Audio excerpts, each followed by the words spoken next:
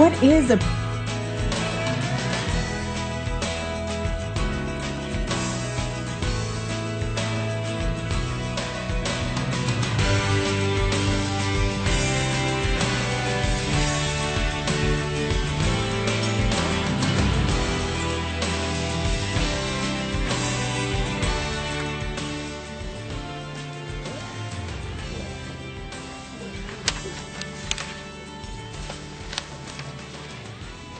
Good evening. I'd like to call the April 4th, 2017 study session to order. Could we please start with a roll call?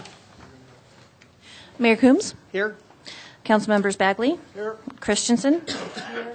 Finley? Here. Moore? Here. what Heck? is a Here. Santos? Here. Mayor, you have a quorum. Okay, let's stand for pledge of allegiance. I pledge allegiance to the flag of the United States of America and to the republic for which it stands, one nation under God, indivisible, with liberty and justice for all. So now is the time if anybody would like to make a motion to direct city managers to add agenda items to future agendas. Okay, seeing no. Oh, no, you got me. Councilmember Moore. Thank you, Mayor Coombs. So I talked to Tom Roniotis earlier this week about the recent action in D.C. to give the ability of ISP providers to sell personal information. His response is that Longmont utilities do not release customer personal information without the customer's permission or for some legal action. And part of the policy is tied to Colorado open records laws that protect personal identifiable information. My concern is that Nextlight is different than the electric utility in that they are an ISP, Internet Service Provider, and they have more than just names, addresses, credit card numbers, phone numbers, that kind of information. And since an ISP, for the most part, can see all the activity on the Internet in a way that search engines like Google cannot, making personal information available or selling information is a concern. So my question is, do we need a specific policy to cover Nextlight concerning personal information available? Does that policy need to cover things like how long we need to store that information? I'm sure there's other issues we should probably be considering. So I'd like to direct city staff to come back to council with a policy, if needed, or reasons the policy is not needed to protect our Nextlight customers. Second. Okay, that seems like a reasonable. Yeah, I agree. Okay. Councilmember Peck. Thank you, Mayor Coombs. I would like to ask staff. There's a motion and a second. Oh. Okay, do we? You just got to deal with this. Yeah, I didn't think let's we deal did with that one first. Do we have? Yeah, he made a motion or direction. Right. So, do we have support from everybody? Yes. Okay. Okay. Go ahead, Councilmember Peck.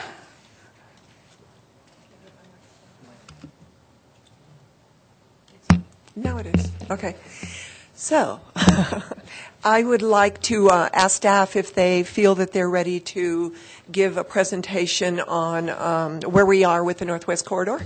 I know that MCC has been working on that for a while and have been having meetings, and I think it might be time to bring everybody up to speed as to where we are. Are we ready to do that? Mayor Coombs, Councilmember Peck, Sean Lewis, Assistant City Manager. I think we can definitely make a presentation on that. As you and I discussed before the meeting, checking with our partners on the in the coalition would be a good idea. So I'll do that, and then we'll prepare a presentation. Great, thank you. Okay. Councilmember Christensen. I would like to direct staff to bring back a discussion about inclusionary housing as soon as we can. We've been getting, we have had countless reports from the Workforce Task Force that spent 2 years working on it, and the Boulder County End to Homelessness, and the Boulder Study on Affordable Housing, the Boulder County Study for Affordable Housing. These are all numerous studies, and they all have the same conclusion. And I think we need to discuss it again. The what?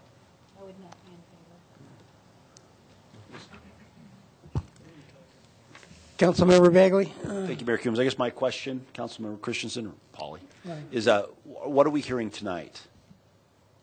How will her recommendation play into what we're going to be hearing tonight from the Longmont Association of Realtors? Go ahead, Sandy. Mayor Coombs, members of council, tonight's presentation is from the Association of Realtors and from Kyle from the Land Title Association. They're really just going to talk about what's the data that they have seen around housing prices. It doesn't necessarily speak to the idea of inclusionary zoning. They have drawn some conclusions in their memo, which you all saw as part of the report, around what are some things that can be done. You also received an email from me with information from staff around what's happening next with respect to affordable housing. Okay. So you're going to be talking and addressing that? No, I already sent that information to you. I know, but that's not part of the presentation. Not part of the presentation tonight, right? Okay, thank you.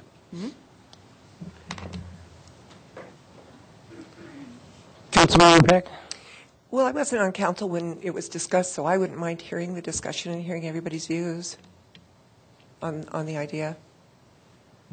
Is there any new information that's come to light that would make it? I mean, we've been working this issue, and even when we try to, bring up the subject of addressing it by, providing a 17-acre plot to have some, everybody's in revolt about it. So. That's the inclusionary zone. Yeah, well, it's different, but it's workforce housing. City Manager Dominguez. So we've been working off of the direction that council gave us as we've moved with the affordable housing conversation based on the incentives that would be brought forward in things that council talked to us in terms of density bonuses, height variances. We have been adding dollars through the budget process to the Affordable Housing Fund.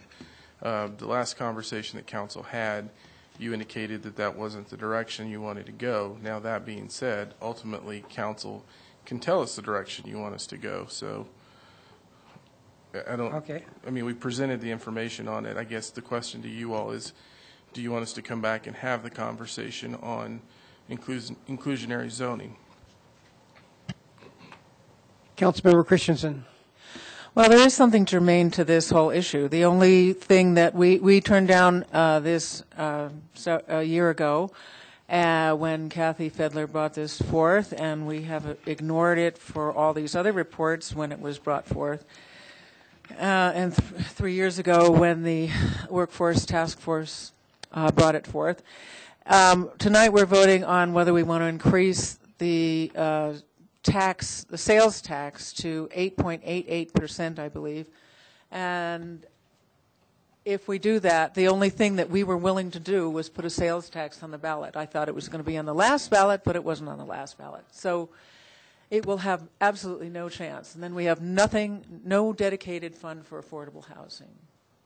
We used to have the cash in lieu or the inclusionary housing.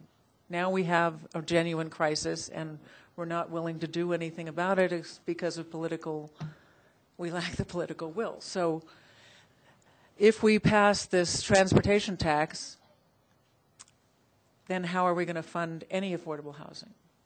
We have $500,000 of the $1 million we promised to put towards affordable housing and nothing else. So I think we really need to re-examine things and go about it from a practical and logical way. And in addition to which, the county-wide thing, which is what we're pursuing, is to deal with affordable housing on a county-wide basis, says that one of the main ways you do this is to get your ordinances in alignment. And we don't have inclusionary housing, which some other places do. So that's my suggestion. Councilmember Finley. Thank you, Mayor Coombs. Inclusionary zoning is part of the reason that we haven't had any housing stock. When that occurred, when we had inclusionary zoning, people quit building, which led to higher prices and making it less affordable for everyone to come here and buy a house. That's really what, and the Workforce Housing Task Force, that was not part of what they recommended, as I read it, at all. So I am not in favor of revisiting it. We've had to vote on it every year. Every year we do not agree with it. So I'm not in favor of bringing it back. Councilmember Bagley. Thank you, Mayor Coombs. I guess I mean, obviously we need to continue addressing the affordable housing issue. I just think it's an easy fix to say, oh, let's let the developers shoulder the burden of paying for workforce housing. I think that if it's important to Longmont, that the Longmont citizens should vote on it, should pay for it, myself included.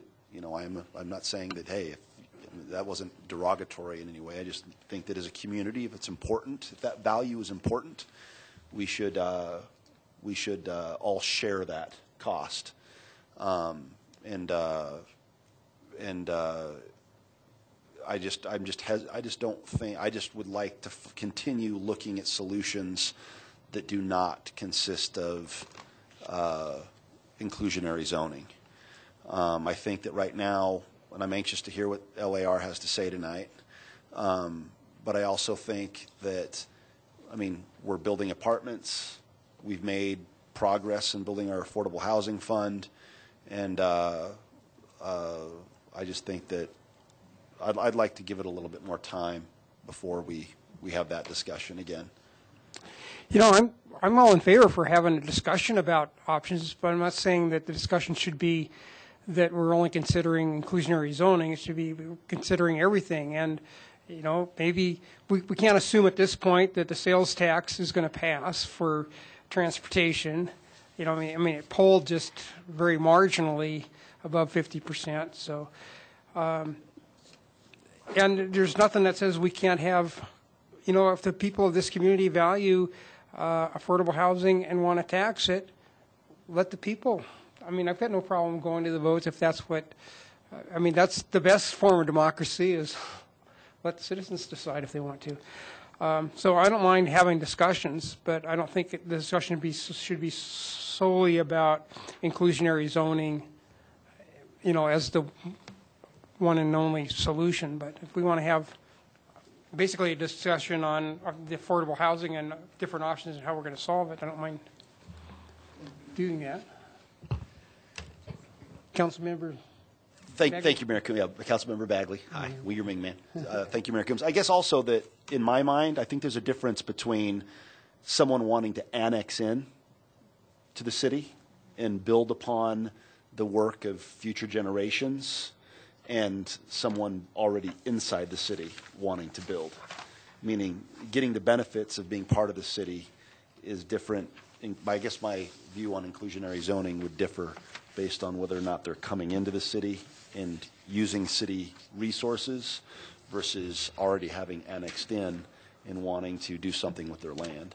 But I'm with Mayor Coombs. I mean, we have to keep revisiting the topic because we don't want to lose sight of it.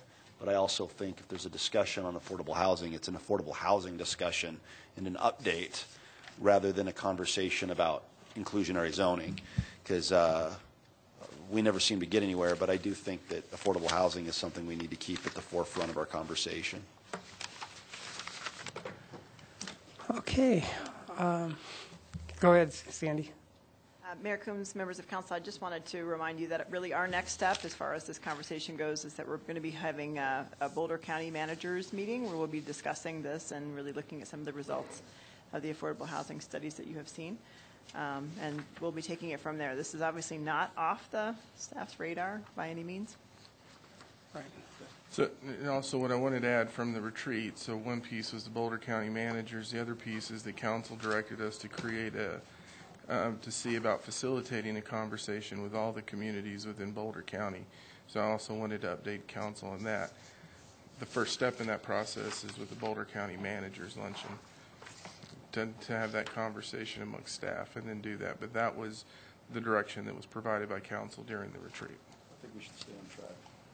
Okay. All right, now it's time for public invited to be heard, and Ingrid Moore is first up.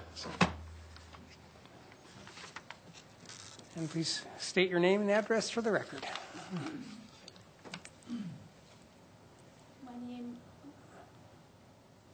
Thank you. My name is Ingrid Moore, 925 Little Leaf Court. Good evening, Mr. Mayor, members of the council. I'm here to respectfully ask the City of Longmont to take an official position in support of House Bill 1256, introduced by Representative Mike Foote and Senator Matt Jones. This bill clarifies the way the required distances between schools and gas wells is measured. The current requirement is 1,000 feet from the school building to the center of the well pad. House Bill 1256 clarifies that the distance be measured from the edge of the school property to the center of the well pad. This way, school athletic fields and playgrounds would also be included, places where children spend a good portion of their time. Excuse me, I have allergy problems. It also makes the way well setbacks are measured the same as those for marijuana and liquor sales, which is from the school property line. It seems logical that a heavy industrial activity, which could include explosions as well as toxic gas releases, should be at least as far from a school as marijuana sales. At this time, there is no scientifically defined setback distance that's considered safe from the impacts of oil and gas development. What independent research says is that the minimum distance should be at least half a mile or even a mile. And that is not for no effect. That's just for the fewest negative effects. By that standard, the requirements in this bill are very modest. Regarding air pollution, there's a direct evidence that leaks of gases and chemicals do occur. Unhealthy levels of benzene and formaldehyde have been found near wells. Infrared images of seemingly clear skies show methane plumes spreading out over large areas. Methane is invisible and odorless, so we don't usually realize how far these plumes spread. And in the handout that I had passed out to you, there are images showing methane plumes with infrared cameras. So I'd urge you to take a look at them. I'm sure you're wondering how much this would impact the land available for oil and gas wells. First, the bill would only apply to new wells. And second, I think Rep. Foote has some figures on this, but the State Budget Office roughly estimated that the total overall land acreage impacted by this bill would be about 0.08%. That's negligible. That's nothing. That's 0.008%. Of course, the industry will still say this is a crushing impact, but this is about putting the safety of children ahead of corporate profits. I urge you to vote for the City of Longmont to take an official position in support of Rep. Foote's bill. This is doing something positive for zero risk. Thank you. Further, I would respectfully ask that you designate someone to represent the city in the hearing before the Senate on Wednesday, April 12th. Thank you. Okay, thank you. Blake Hubner.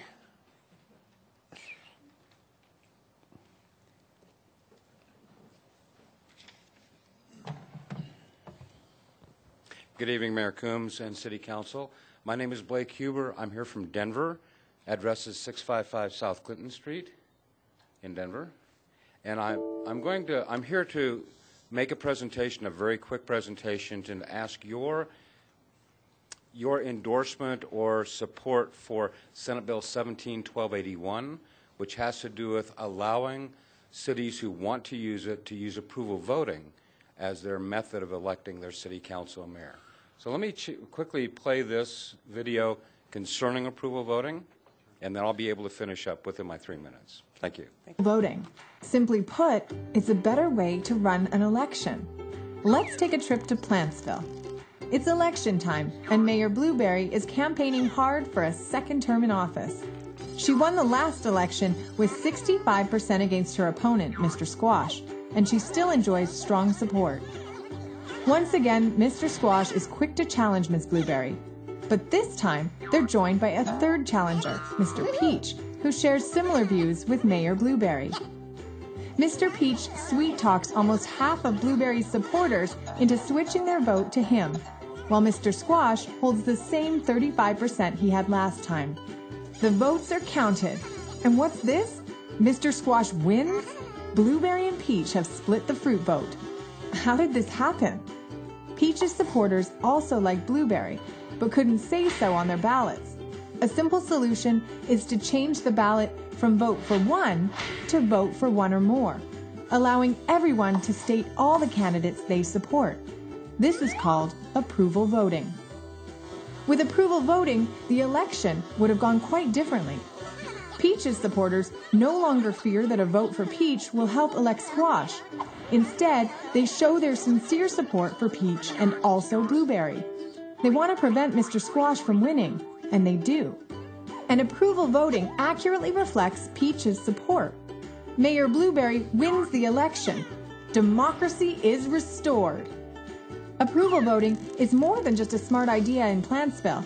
It's a smart idea anywhere you vote.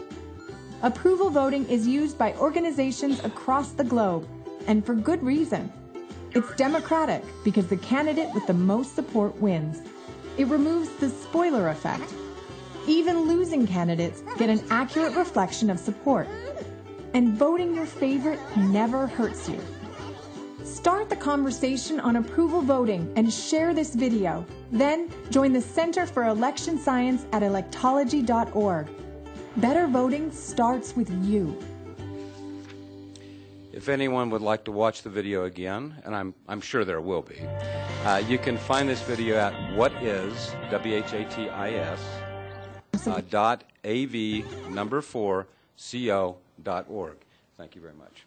Thank you. So very quickly, I'll explain that we have a bill, actually Representative Singer has a bill in the legislature this year to allow to have the Secretary of State create rules for those cities and towns who want to use approval voting can do so with the advice and consent of the Secretary of State.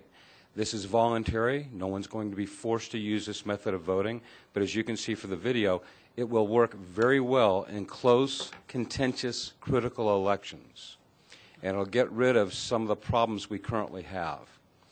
Are there any questions that I can answer for you? Well, this isn't a forum for questions and answers, so... Thank you, sir. Sorry, thank you. Thank you, Mr. Mayor. Let me just finalize by saying that this is Bill 17-1281, and we encourage the City of Longmont to take a look at the bill. It also is on the website, the av4co.org website. It's bill.av4co.org. Thank you very much for your time. Thank you. Continue, Mayor Blueberry. Now we've got Mitch, is it Milne?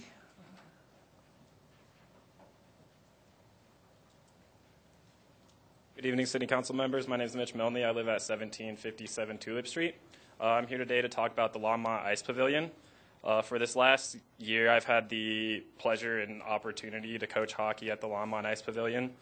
And for the last 5 months, I've spent 20 hours a week coaching kids ages 5 to 18 and even an adult group on the fundamentals of hockey. To my knowledge, this last year is the best year of hockey we've ever had at the Longmont Ice Pavilion. This is based off of feedback from the parents, coaches, refs, and the staff. But as I'm sure we all know, there's a problem with the foundation. The city engineer went out and gave an analysis, and he said that we should have another analysis after the rink closes to determine whether or not we need to lay down a new slab of concrete or whether or not the tension wire can be fixed in another way. Us in the hockey community, we are really concerned about this because we definitely want there to be another hockey season next year. If we don't have our hockey season next year, it'll detrimentally set back our program from where we're at now. And this isn't a program where kids only learn how to play hockey. This is a facility where kids learn how to become better individuals in the community as well. They learn leadership skills, they learn discipline, they learn teamwork, they learn friendship, all in this one facility. The closest areas to play Longmont around here, or to play hockey around here, are NOCO, YMCA, CU Boulder. All of these facilities are 20, 30 minutes out. So if kids had to travel there, we don't know if they'd be able to make it. Plus, as a recreation facility here, we're able to offer them the opportunity to play hockey at a price that isn't as expensive as these other places.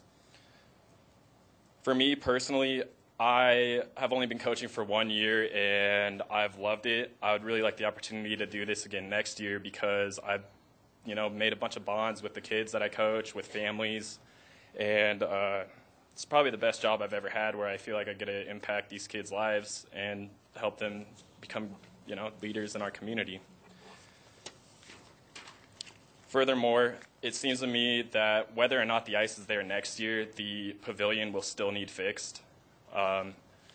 So I'm simply asking that we get the city engineer out there or somebody that can put an analysis to figure out what exactly does need to be fixed and how we could fix it. Furthermore, there are several members of the community that are involved with the ice arena that would be willing to help out with this measure to put together a budget or come up with a future plan for the city council. That's it. Thank you. Devin Quince.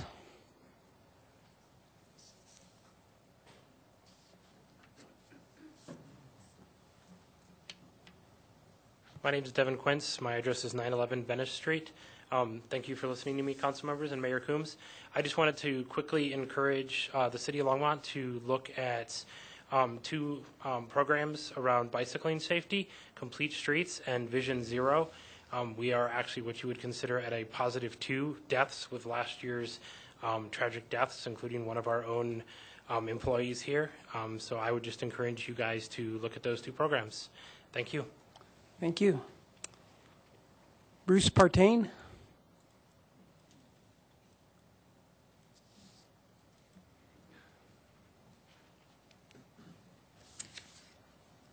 Good evening. I'm Bruce Partain, 330 Olympia.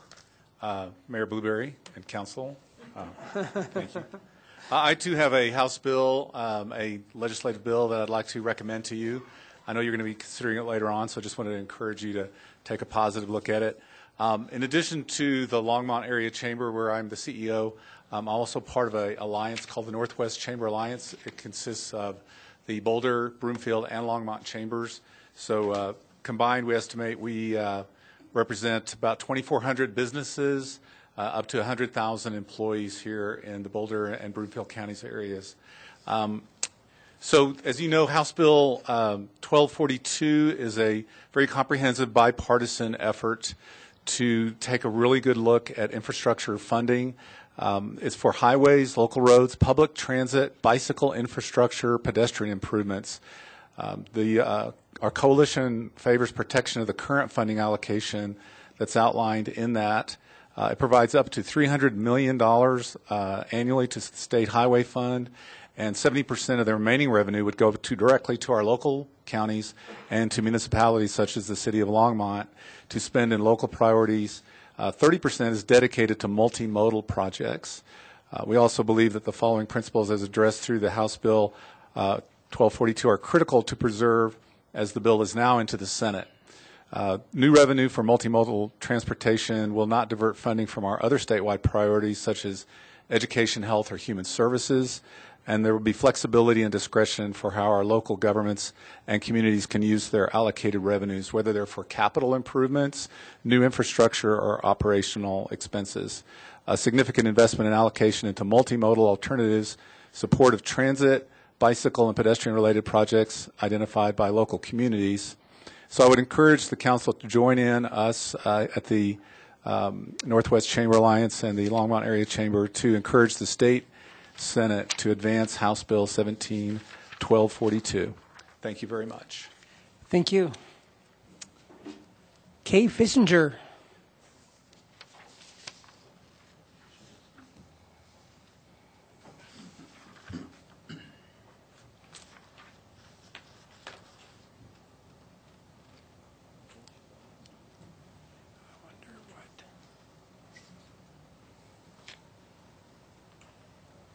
I ask one of you to remove this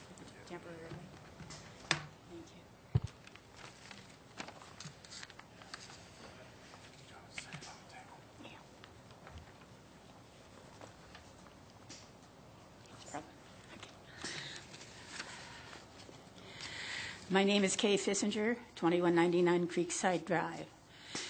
At long last, those of us who persistently present data about the dangers to people's health, safety, and well-being through contamination and pollution of our air, water, and soil have finally been heard.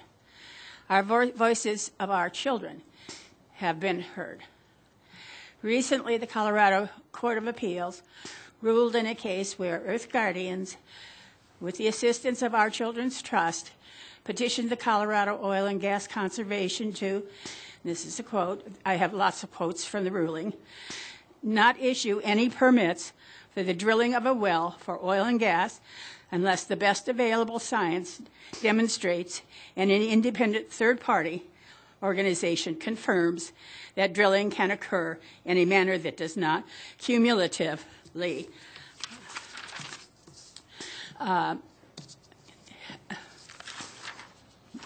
cumulative with other actions impair Colorado's atmosphere, water, wildlife, and land resources, does not adversely impact human health, and does not contribute to climate change. The Commission and the courts have repeatedly sided with the legal interpretations offered by the oil and gas industry and wholeheartedly adopted by the state and its agency, who see the goal as unilaterally to foster oil and gas development while contending that their charge is to balance. The Court of Appeals was abundantly clear, and I quote, petitioners contend that the District Court and the Commission erred in interpreting the Act. We agree. Continuing, and I quote, the Commission interpreted the statute as requiring a balance between oil and gas production and public health, safety, and welfare. We conclude that this is unambiguous, that it unambiguously supports a conclusion different from that reached by the Commission and the District Court. The statutory language provides that fostering balanced development is in the public interest when that balanced development is completed in a manner consistent with public health, safety, and the environmental and wildlife impacts. We agree with the petitioners. In a manner consistent with does not indicate a balancing test, but rather a condition that must be fulfilled. Our conclusion that the language of the Act does not create a balancing test, weighing safety and public health interests against development of oil and gas resources, but rather the Act indicates that fostering balanced, non-wasteful development is in the public interest when that development is completed subject to the protection of public health and welfare, including protection of the environment and resources. So in essence, the Court of Appeals has said that the Colorado Oil and Gas Commission has it backwards and has for quite a long time. Thank you. Michael Belmont.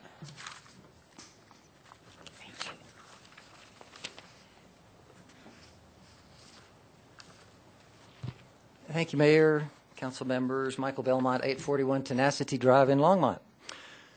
First, thank you, city council members and staff, for responding to the citizens' request for a special oil and gas forum.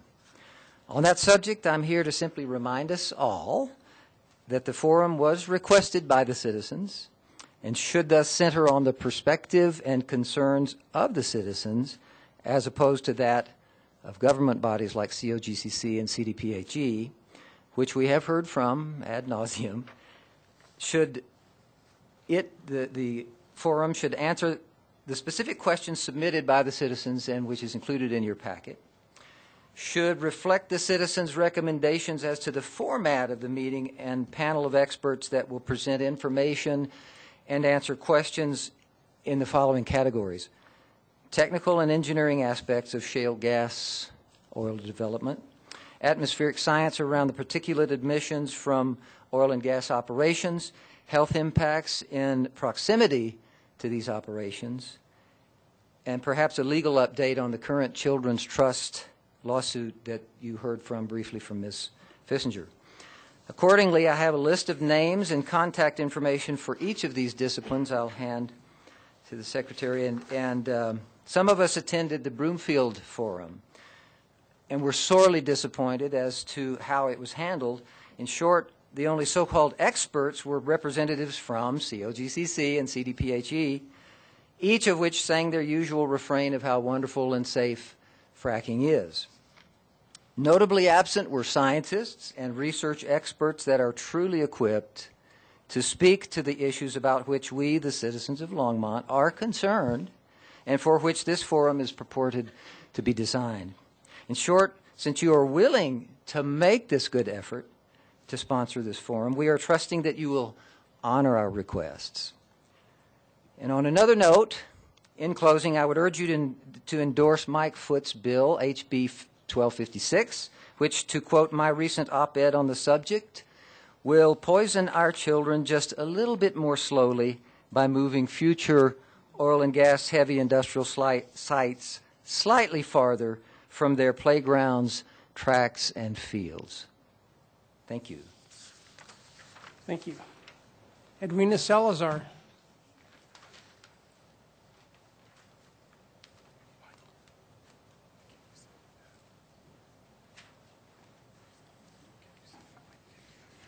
Good evening, Mayor, I almost want to say Blueberry too, but Mayor Coombs and members of City Council. You're not going to live that one down soon. I'm Edwina Salazar. I'm the Executive Director of the Our Center at 220 Collier. I want to thank Amy Aschenbrenner and Kyle Snyder of the Longmont Area Realtors for their report that they'll give tonight and their hard work that has gone into the research.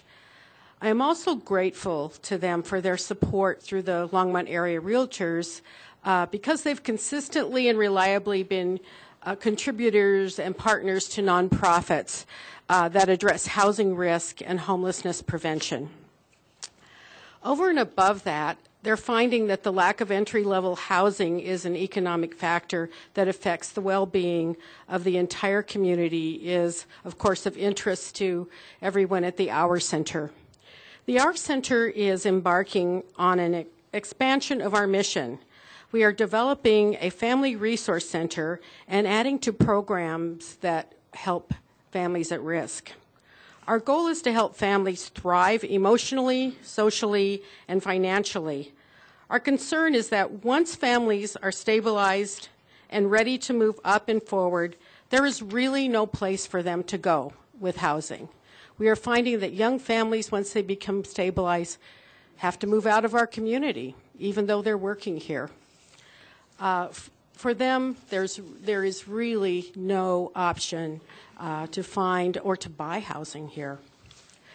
The Our Center wants to encourage you to continue to work on the housing issues in our community to create an environment that promotes entry-level housing.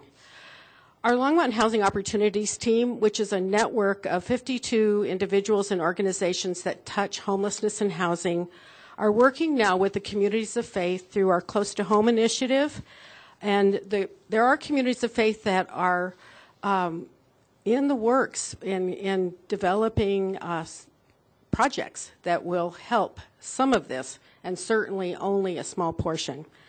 But there are partners waiting in the wings to work with the city on our housing crisis. Thank you. Thank you. Strider Benston.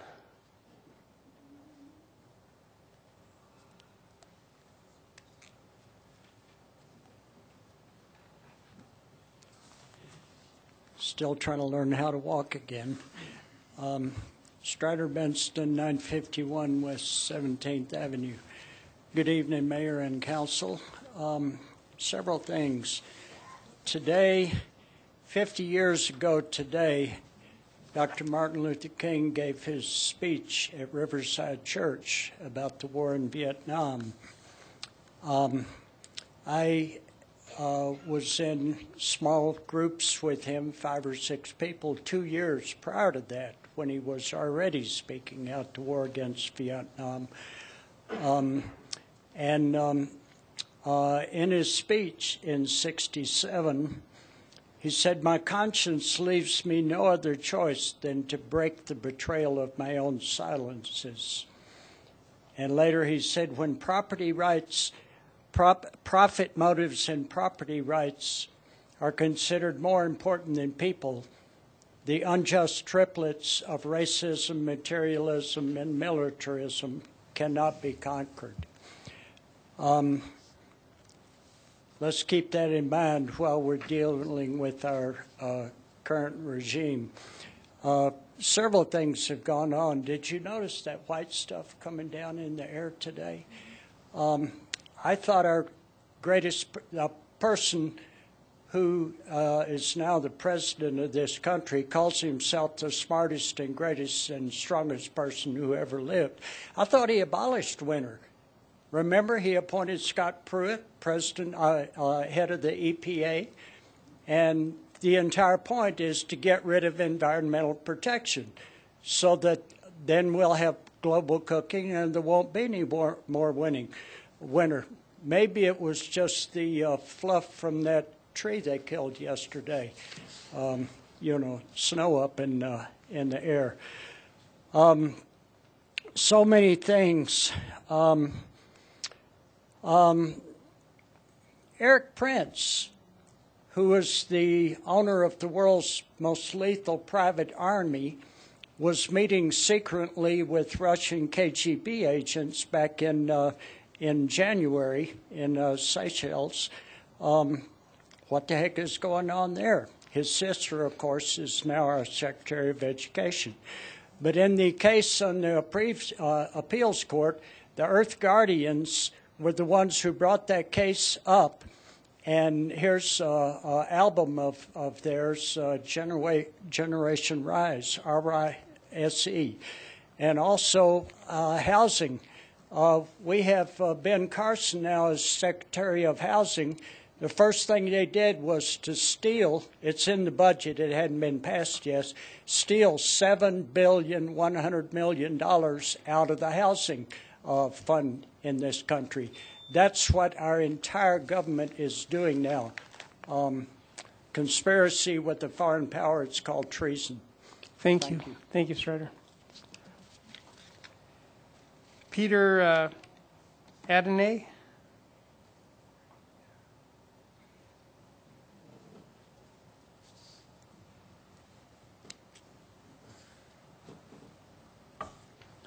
All right, good evening, Longmont leadership and fellow citizens. This is my first time trying this, so bear with me. It's going to be a little rough.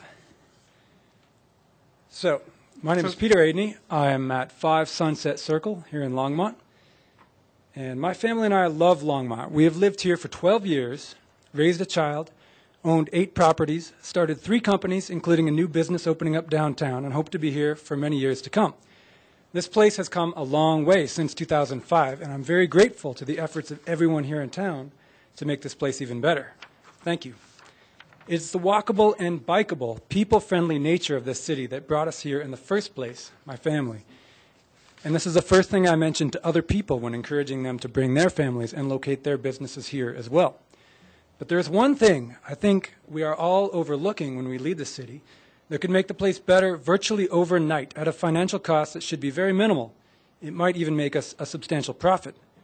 This thing is our Mad Max, Wild Western, anything-goes vehicle culture. Every day I walk my son to school, and I also ride a bike for the majority of my errands, and I am shocked at the behavior of an unfortunate minority of our drivers. I have clocked teenagers racing at over 60 miles an hour on small residential streets like my own Sunset Street, and motorbikes and Mustangs hitting 75 on Main Street in front of my commercial building where the speed limit is 25.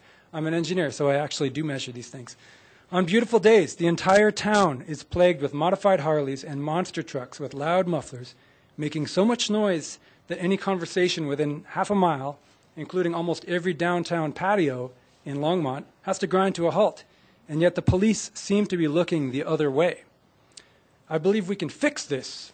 I propose Longmont already has reasonable speed limits. I propose that we station police officers and photo radars even on every street, eventually, starting with the most important ones, to start building a culture of respecting these existing speed limits. The revenue from speeding tickets should be more than enough to pay for this effort. And for the vehicle noise, Colorado Statute 42-4-225 already forbids any vehicle from being modified with a muffler that is any louder than stock. This means that every loud Harley, truck, Mustang, and Civic that we hear roaring down our streets all day, every day is already against the law. I propose that we start enforcing this law vigorously in Longmont. If the vehicle is loud, pull it over, period. The training and equipment needed by our police force will be more than enough to pay for this with ticket revenue, and if you need more, I will gladly pay for it out of my own pocket. This is just step one. In the longer run, studies show that the more pedestrian and bike-friendly we make our city, the wealthier and happier we will all become. According to the Brookings Institute, bike friendliness is among the very top factors that high-income workers and businesses consider when relocating, as I said about my own business. In the long run, we need bigger things like bike lanes on every road and more dedicated paths, but Longmont is already great in this area. But for now, we can make a huge difference to everyone in the city by just enforcing the laws we already have. Thanks very much. Thank you.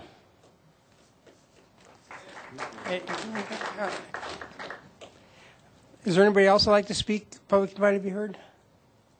Okay, I'm going to go ahead and close public invited to be heard. And now we'll start our... we won't start. I'll sweat myself. That's okay. Just a minute. Here.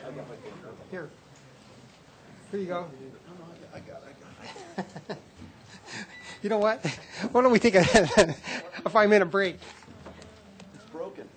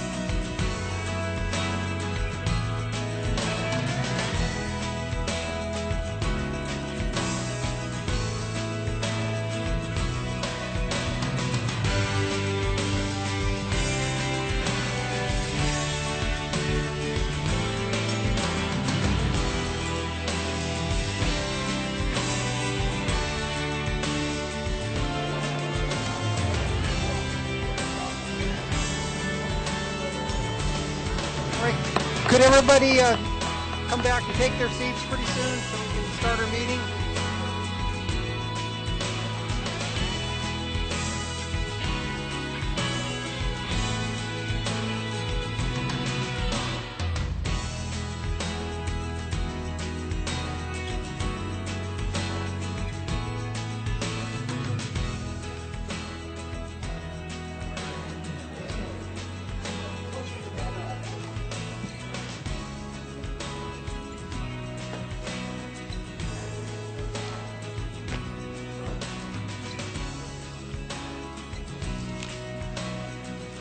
Okay, now we're at the special reports, and I have a proclamation designating April 2017 as Parkinson's Disease Awareness Month, and Tom Huebner will be here to accept that proclamation, or perhaps it might be Norma Sims.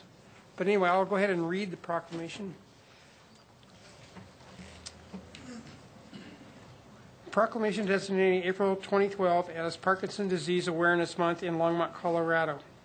Whereas Parkinson's disease is a chronic, progressive neurological disease, and it is the second most common neurological degenerative disease in the U.S., and whereas there is inadequate data on the incidence and prevalence of Parkinson's disease, but it is estimated to affect 1 million people in the United States, with one person being designated with Parkinson's disease every 9 minutes. The prevalence will more than double by 2030.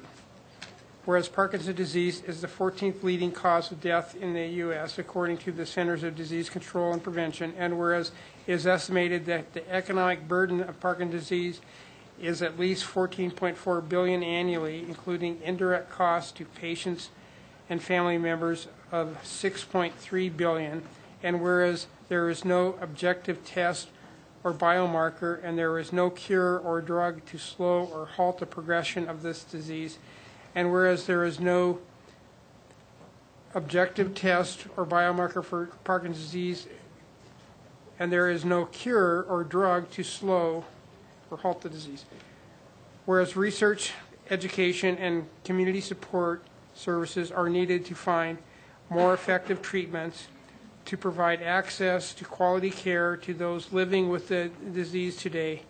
Now, therefore, I, Dennis L. Coombs, Mayor, by the virtue of authority vested in me and the City Council of the City of Longmont, do hereby proclaim April 2017 as Parkinson's Disease Awareness Month in Longmont. I invite all citizens in the community to support those with Parkinson's disease in hope that a cure will soon be found. So is there someone that'd like to come down and receive this award? Yes.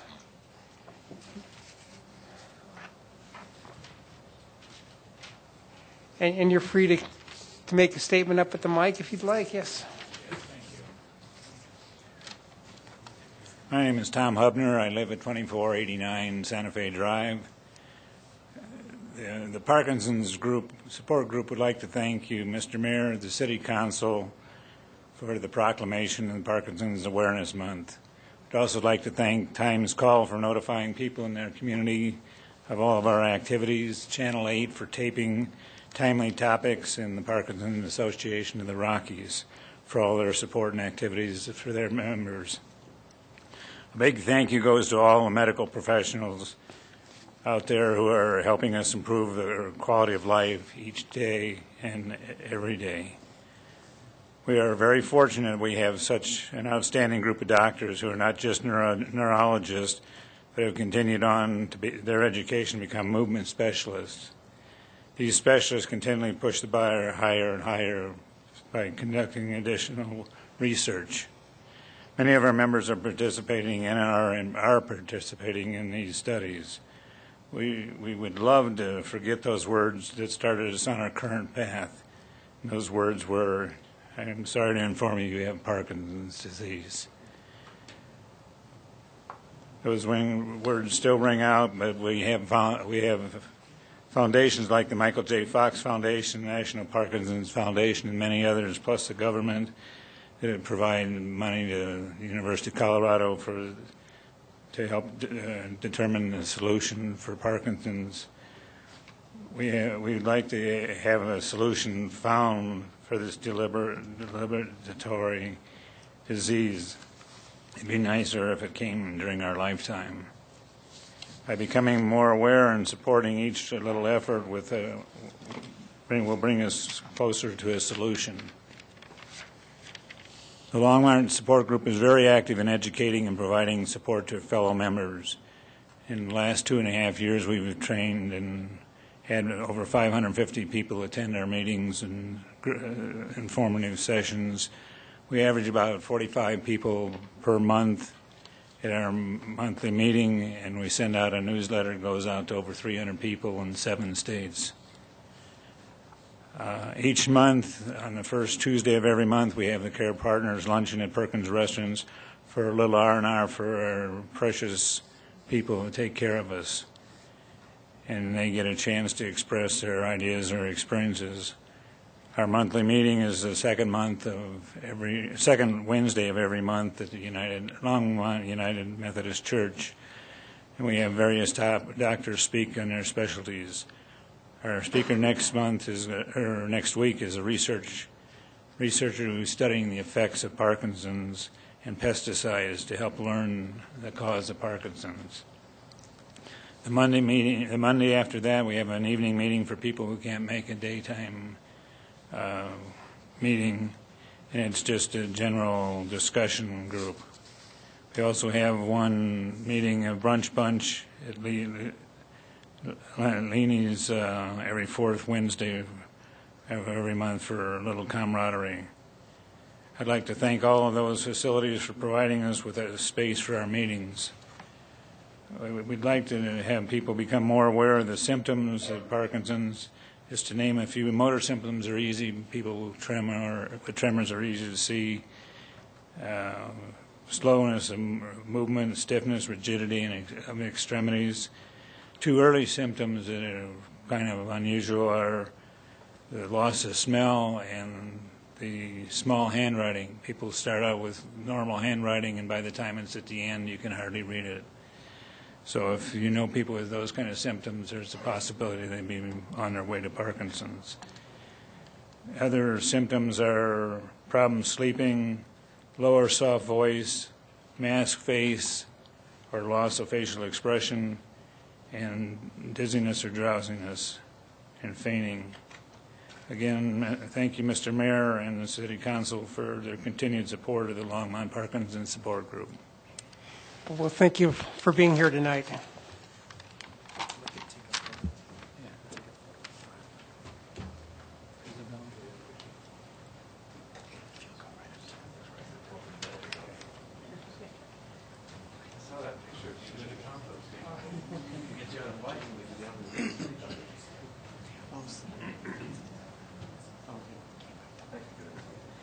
All right. Everybody, 1, 2, 3. One more. Thanks.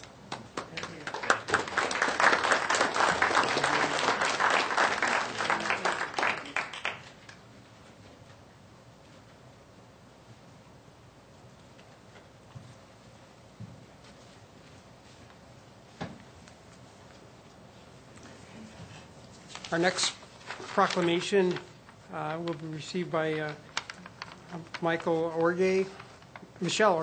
She's the Executive Director of Community Food Share, and I'll go ahead and read the proclamation.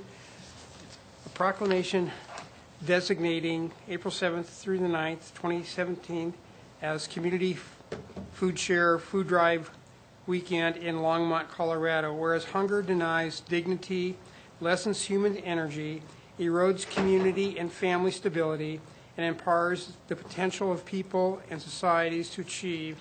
And whereas Community Food Share exists to be a leader in our community's effort to end hunger in Boulder and Broomfield counties, whereas Community Food Share distributed more than 9.1 million pounds of nutritional food last year, including 3.5 million pounds distributed in the Longmont area in partnership with 15 Longmont nonprofit organizations. Whereas Longmont citizens are very generous and compassionate people with a long history of support for Community Food Share in its 36 years of service to our community. And whereas the Times Call and Colorado Hometown Weekly are sponsors for the 29th Annual Hunger Hurts, the whole community food and fun drive benefiting Community Food Share from April 7th through April 9th, 2017. Now, therefore, I, Dennis L. Coombs, Mayor, by the virtue of authority vested in me and the City Council of the City of Longmont, do hereby proclaim the week of April 7th through 9th, 2017 as Community Food Share weekend in Longmont. And I invite all citizens in the community to be aware of the special and vital services that Community Food Share provides to Longmont residents in need, and to donate food and funds with a generous spirit. So now Michelle will welcome you to say a few words.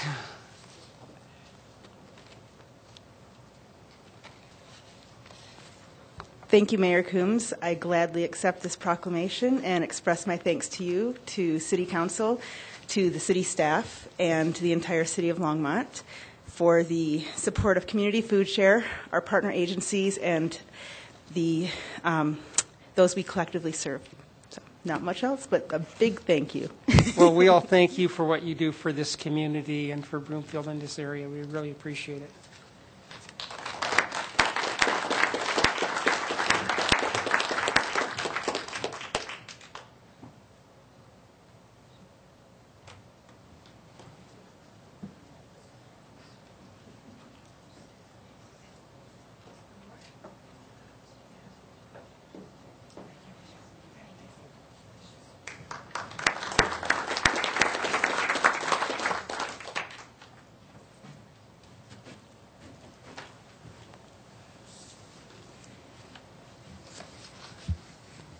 And our next proclamation is a proclamation designating April 4th, 2017 as National Service Recognition Day in Longmont, Colorado.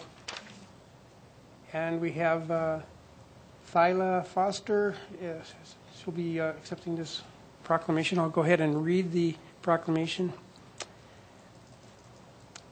A proclamation designating April 4th, 2017 as National Service Recognition Day in Longmont, Colorado, whereas service to others is a hallmark of the American character and central to how we meet our challenges, and whereas participants of AmeriCorps and Senior Corps help address the most pressing challenges facing our cities and nation, from educating students for jobs for the 21st century and supporting veterans and military families, to providing health services and helping communities recover from natural disasters, and whereas National Service represents a unique public-private partnership that invests in community solutions and leverages non-federal resources to strengthen community impact and increase the return on taxpayers' dollars, and whereas more than 144 participants of the AmeriCorps and Senior Corps serve in various locations in the City of Longmont, including the Longmont Department of Public Safety, and whereas the Corporation of National and Community Service share a priority with city and county officials nationwide to encourage citizens, improve lives, and strengthen communities, and is joining the National League of Cities, National Associations of Counties, Cities of Service, and mayors and county officials across the country for the Mayor and County Recognition Day for National Service on April 4th, 2017. Now, therefore, I, Dennis L. Coombs, Mayor, by the virtue of authority vested in me and the City Council of the City of Longmont, do hereby proclaim April 4th, 2017 as National Service Recognition Day in Longmont, and encourage residents to recognize the positive impact of national service in our community, and thank those of us who do serve. So would someone like to come down and receive the awards?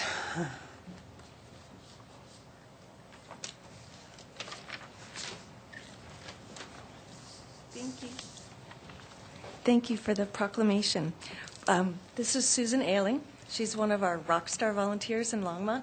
Dan Benavides, another Rockstar volunteer for Boulder County Care Connect, and we are a volunteer-powered service providing seniors a means to age in place, to remain in the comfort of their homes. And we currently have over 600 volunteers, 144 of whom reside in Longmont. And these Rockstar volunteers provide thousands of necessary services in Longmont and Boulder County, such as grocery shopping and delivery over at King Soopers on Table Mesa, minor home repairs, anything from grab bar installations, small repairs that make quality of life a little bit better, rides to medical appointments, much needed rides for people who have mobility or transportation issues. Transportation, as you know, is a big issue for seniors, and yard work and snow shoveling. So we have volunteers out there shoveling snow right now. So Boulder County Care Connect started 45 years ago as RSVP, the Retired Senior Volunteer Program, a federal grant that we continue to receive today. RSVP is under the Senior Corps umbrella, which is through the Corporation for National and Community Service. This corporation was established by Congress in 1993 and has received favorable bipartisan support since its inception. It appears that the Trump administration is seeking to defund and abolish the corporation. Without the RSVP volunteers, some of whom are at the Hour Center, which you had talked about, and also at Community Share Foundation, without the RSVP volunteers, many senior needs would go unmet, public resources would be additionally burdened, and communities weakened. I'd like to take this opportunity to thank you, Mayor Coombs, for the proclamation, and council members for supporting these wonderful volunteers and for knowing the true value of volunteers in Longmont community. Thank you. Thank you.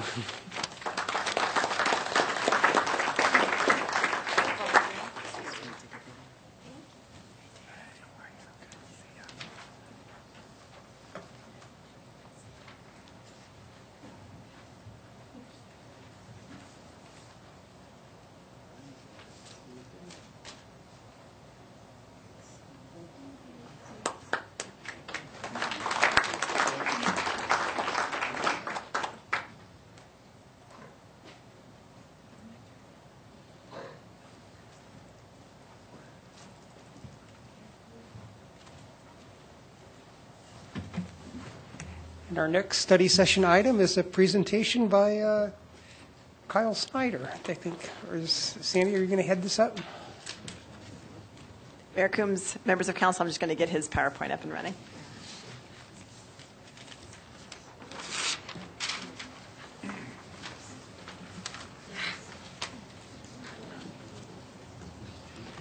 In the next section.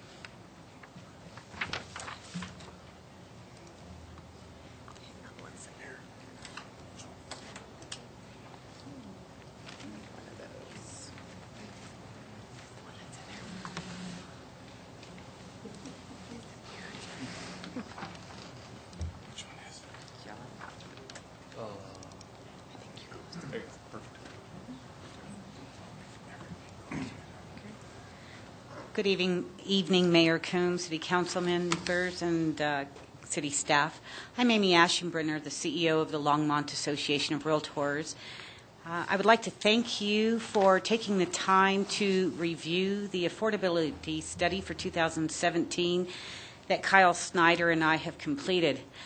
This has created quite a roar within not only our community, but the surrounding communities and as far as the National Association of Realtors. It's caught Kyle and I a little off guard since we have been presenting this report since 2014, and it seemed that no one really wanted to listen to us. So now we're at a very, very vital point where we're bringing to you some statistics that are alarming. They should be alarming to all of us. So without further ado, I'm going to let Kyle step up and go over some of the information that he has supplied for, that we have supplied for you. Thanks, Amy. Good evening, Mayor Coombs, City Council, and staff. Thank you for allowing us to have this discussion again. It's growing all the time. We're getting asked questions about it regularly, and it's being distributed nationwide. But first of all, I want to be clear that this report is an inventory of the relative affordability of the housing stock in Longmont in 2016. And it has some comparisons and how it has changed, how that relative affordability has changed since our first report in 2014. I'm sure you've read the report. It was distributed to you earlier by Sandy Cedar, and I want to highlight a few points. If you look at the screen here, the single-family residential, this does not have to do with attached homes, which are condos and townhomes. You can see, again, Longmont here has, again, the second highest number of properties sold. That's the total property sold there. And the second highest number of properties that were sold for under $250,000. If you see up here in Superior, they actually have 0 in this report, the previous report, and the one before that. They've had 0 in the last 3 years. Louisville has had a total of 2 over the 3 years of this report. So our relative affordability compared to them is very high. This data is pulled in February of every year, and that's not the highest activity month of the selling season of the real estate market. But you got to be consistent, so I keep pulling it in February because I can pull the data from the previous year. But one of the other indicators is the far two right columns of the total number of actives right here, and that's in each town, the total number of active homes that are not under contract. And then the far right column is the total number that are less than $250,000. You can see that there were a total of 16 when this was pulled in early February. I checked the data today. This morning, there were 10. So, if we scroll down to the average price change, the highest here is Meade, but there were 87 solds in 2015. This is comparison 15 to 16. 87 in 2016, excuse me, and 69 in 2015. So you can see that the data is much smaller there, so it's not a very accurate change, but Longmont is still number 2. For the third year in a row, Longmont is one of the 2 highest average price increases in this report. We're going to scroll down to the attached dwellings. For the third year in a row, here's Longmont right here.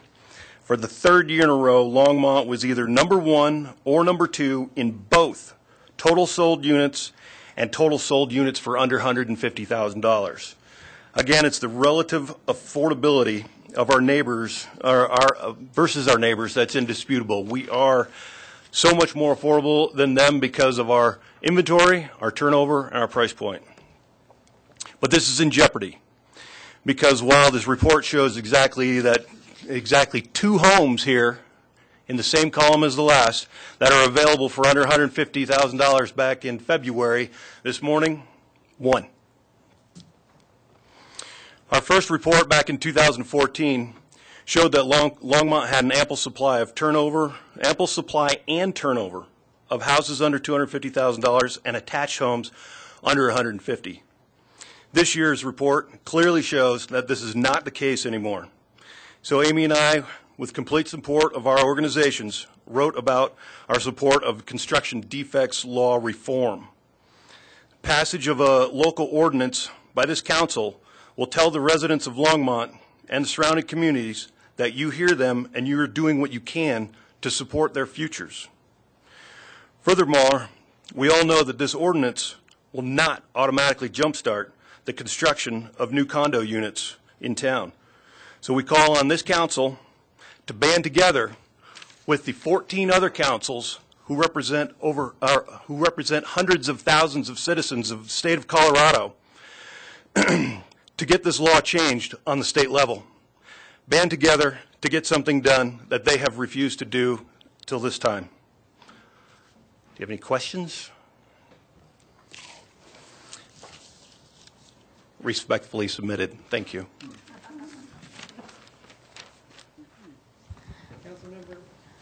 Councilmember Finley. Thank you, Mayor Coombs. I wanted to thank you, Kyle and Amy, for coming and showing us this data. It's not new data.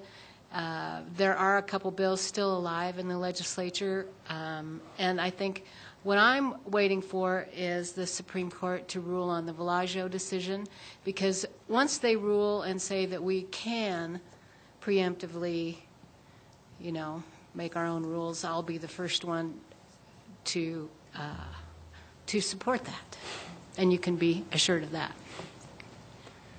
Councilmember Bagley. Thank you, Mayor Coombs. Yeah, thank you, guys. I love data. This is great data. Could you go back for a second to show the average price of homes? Going back to our earlier discussion. Go up. Yep. Okay, right here. Just an observation. When you look at,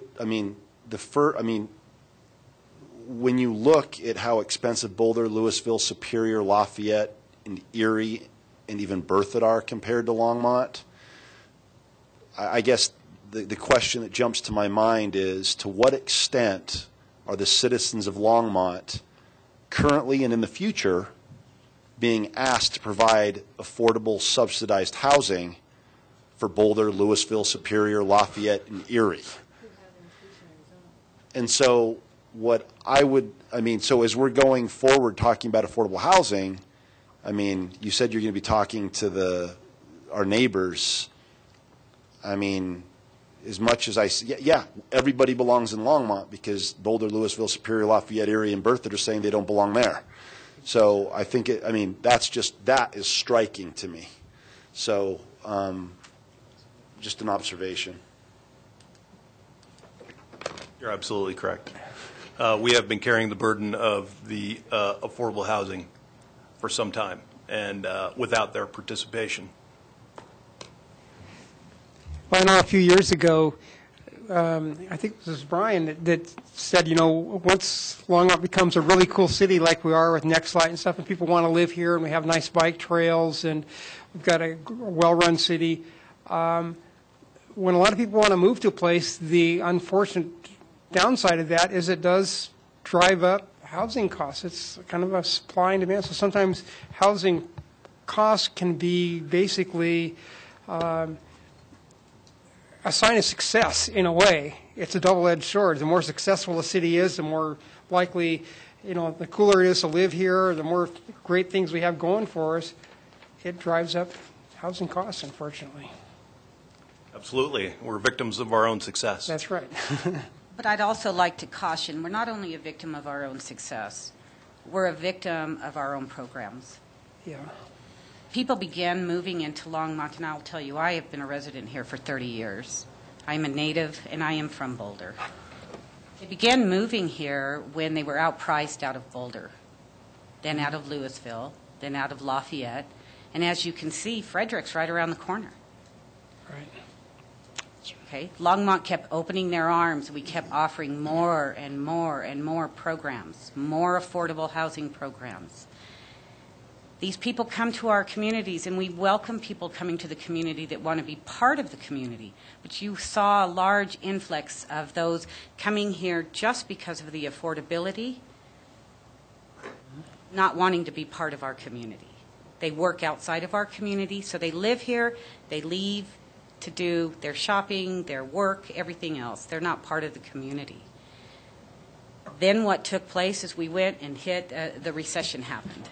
The building stopped. Building stops, that's what creates the lack of inventory.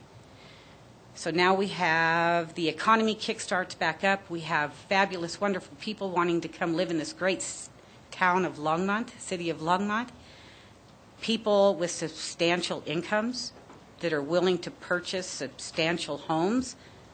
There's no homes for them to purchase. So we talk about the lower income not having any place to live, and that, in fact, is what's taken place. But it's a trickle-down effect. No building has taken place, substantial building, in the last 8 years. So you have people moving into town who normally would be buying or building high-end properties. The only property, resale properties that are available are the middle income level properties. So your high-end people are purchasing those, which is forcing the middle income people to purchase the lower income properties, which is forcing the lower income people completely out of the housing market. It's a trickle-down effect. Unless we can come together as a city and create an atmosphere where we welcome building, we are not going to have an inventory in order to house all the people that want to come to Longmont. We constantly hear the comments about the builders, about the realtors. My gosh, they're just out there to take all our money. Please sit back and take notice. When a builder comes to town and starts a subdivision, he creates jobs. He creates jobs for that lower income level person. That could be the person working at Walmart, True Value Hardware, McDonald's. It creates jobs. We need the builders to come back in the City of Longmont Council. We need to create a friendly atmosphere so we can have building back in Longmont again. And part of that is the construction defect. Well, thank you for presenting. I appreciate it. Councilmember Moore? Thank you, Mayor Coombs. So a couple of questions and a comment. We have 14 municipalities, give or take, right? Have they seen an uptick in any of these attached dwellings for sale in their communities? And if so, do you have any data behind that? Are you asking about, are they having an uptake in condo building? Condos or townhouses? Attached building is happening all over, yes. The condo, slow to start, yes. So they, like things like townhouses, or duplexes, what do you? Yeah, there's got to be the townhouse and duplex market is starting to take off pretty good, along with the rest of the housing market. There's very little condo construction. And if you read the letter that accompanied the data, we were advocating for a construction defects ordinance to encourage condo construction, so that can be the lower end price point that people can start moving into to give them something there. There is no availability whatsoever in that. And the other municipalities haven't had construction started in that because as a local ordinance, I think Mr. May could probably talk about this, but as a local ordinance, it's not going to carry the weight as a state bill would that would pass down at the State House. It's something down there would take care of statewide because of the way the law. The way that law affects the construction of it and the way you can sue the builder. If you can get through that, then you'll have more condo construction. Okay. I guess the only... Sorry, that wasn't very clear. Well, no, it kind of differentiated between, in the attached market, between townhomes and condos, to my mind, because that was kind of a question that came up. It's interesting in this report, you guys, by the way, you did a lot of work. I appreciate it. It does spell out in data what we already kind of knew, but this is now hard evidence of what's going on here as far as costs for single family as well as other residential property. Knowing what, okay, that all being said, what would you guess the price point would need to be for a condo unit constructed today from the ground up? I mean, you've used a $150,000 entry point in your study, but what would that price entry point do you believe would have to be in order to get that going? You know, if there was anything built under $250,000, it would provide some relief to a lot of people. It doesn't. The lower the better, of course, but we don't have that data. Okay. But as you can see, the inventory under $250,000 for attached or single family is non-existent, and that's what we're asking for help here for. Yeah, because I know that I liaison to the Longmont Housing Authority and building an apartment building, which is a similar construction technique to a condo in a lot of ways. They're about $230,000 a door for family living. So get a couple hundred of those to start with. Well, they're not going to sell for $250 if you pay $230 to build them, so that would be my point. And then the last thing I want to say is that this notion of affordable housing, it's affordable to who? When you start to see a single-family dwelling at average price at, what, $386? We're pushing $400,000. That takes some pretty good income to support a mortgage on that and have 2 kids, a dog, and a couple car payments. So, I mean, that affordability index goes up every year, it seems like. So, A recent discussion between myself and a lender here in town about CHAFA loans. CHAFA is a grant from the state. You need to have a maximum of $90,000 per household income to get a CHAFA loan. I asked the question then, what's the maximum price that $90,000 would afford the buyer? And that's about $325,000. The lender then continued to say that if there was a car payment or 2, that number drops to $250 real quick. So there is nothing. There is no CHAFA buyer available in Longmont, to your point. You know, when we laid out this agenda, we had 10 minutes for this item. We still have a lot of stuff to go. So if you make your questions short and concise, or else ask them offline. Councilmember Peck. Okay, thank you. I'll make this short and concise. So, Kyle, and using your analogy that we need to have very expensive homes for people who make a lot of money to buy, so they won't be buying up the middle class homes. Are the construction defects laws, are they affecting the very, very high priced homes? And why is that? The construction defects law really has to do with the construction of condominiums. Okay.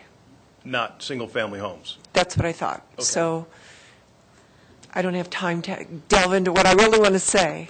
And but we can sit down sometime, Joan. Love to. Absolutely. Thank you, Kyle. Councilmember Christensen. Well, actually, the construction defect law has to do with anything that's constructed, including single-family homes. So changing it for the 12th time to weaken it isn't. First of all, I want to thank you because this is a wonderful report. And I can't tell you how much I think all of us agree that there's no entry level being constructed. And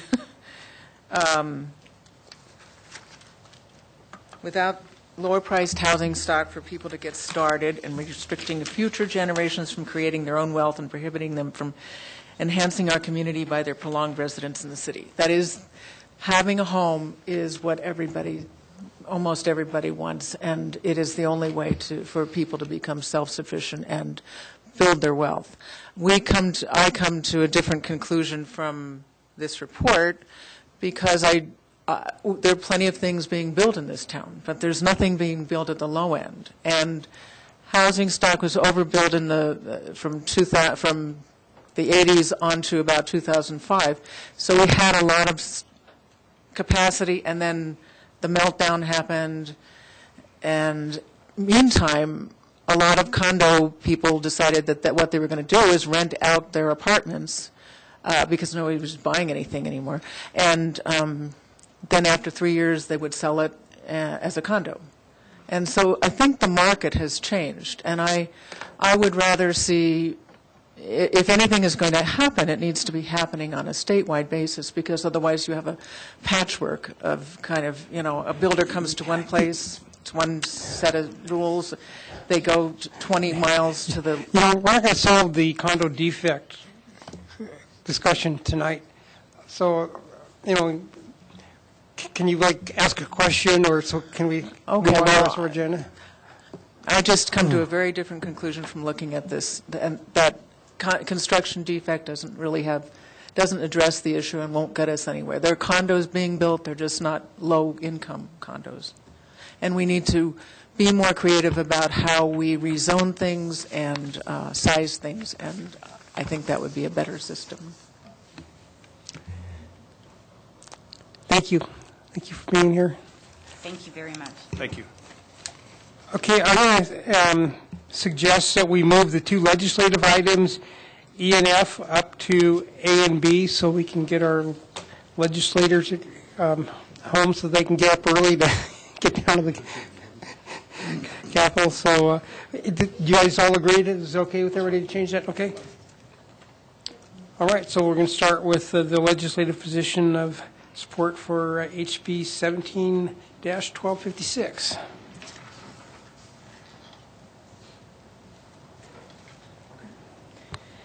Mayor Coombs, members of council, Sandy Cedar, Assistant City Manager. You will notice that this item has been placed on here essentially. I think that people from Public Invited to be Heard pretty much explain what this bill does. As was already explained, this bill basically changes and clarifies how setbacks work for oil and gas operations.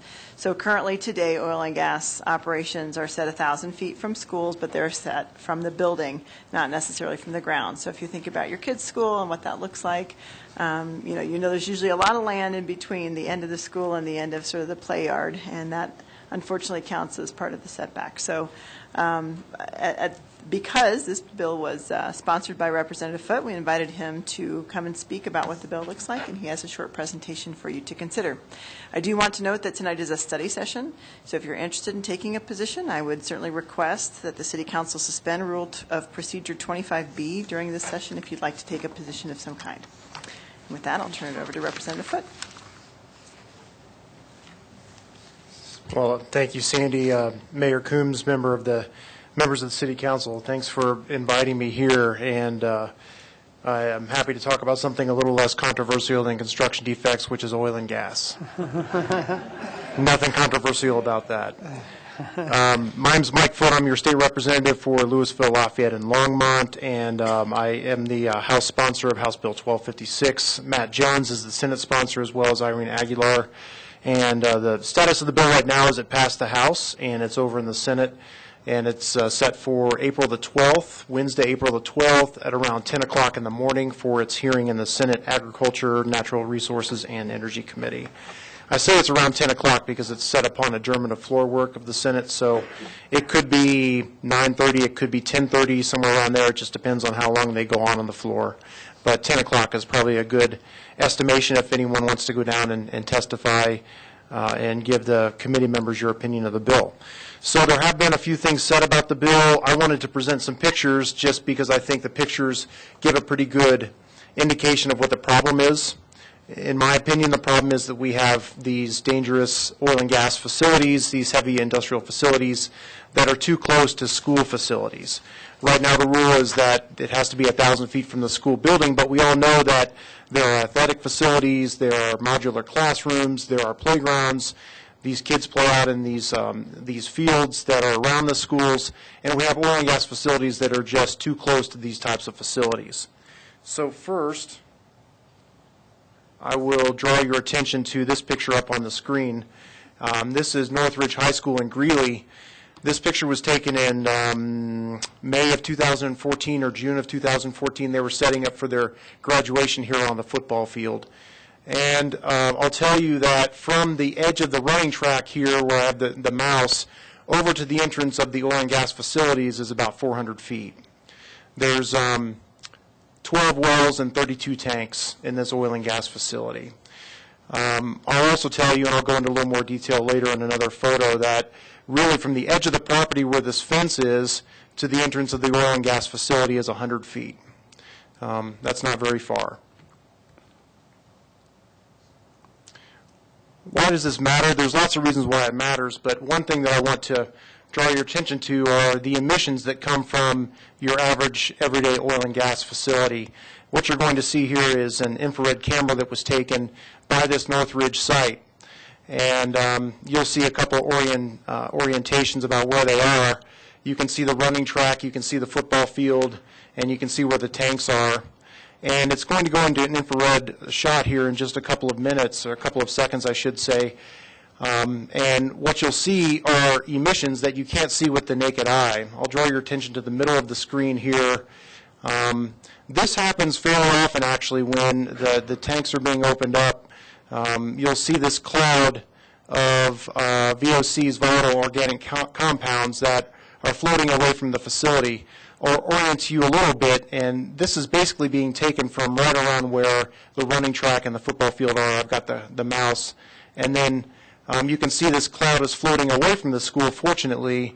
Unfortunately, you don't see, but you'll see a little bit later, right where I have the mouse is about where some condos and townhouses are, where people are living.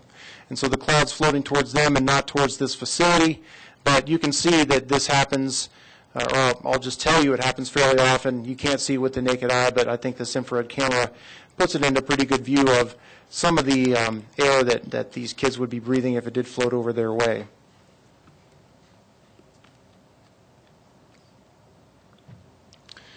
Okay, in front of you, and this is a photo of a 2014 well fire and explosion that happened close to Legacy Elementary School in Frederick, Weld County. You can see in the background where I have the cursor, that's the school.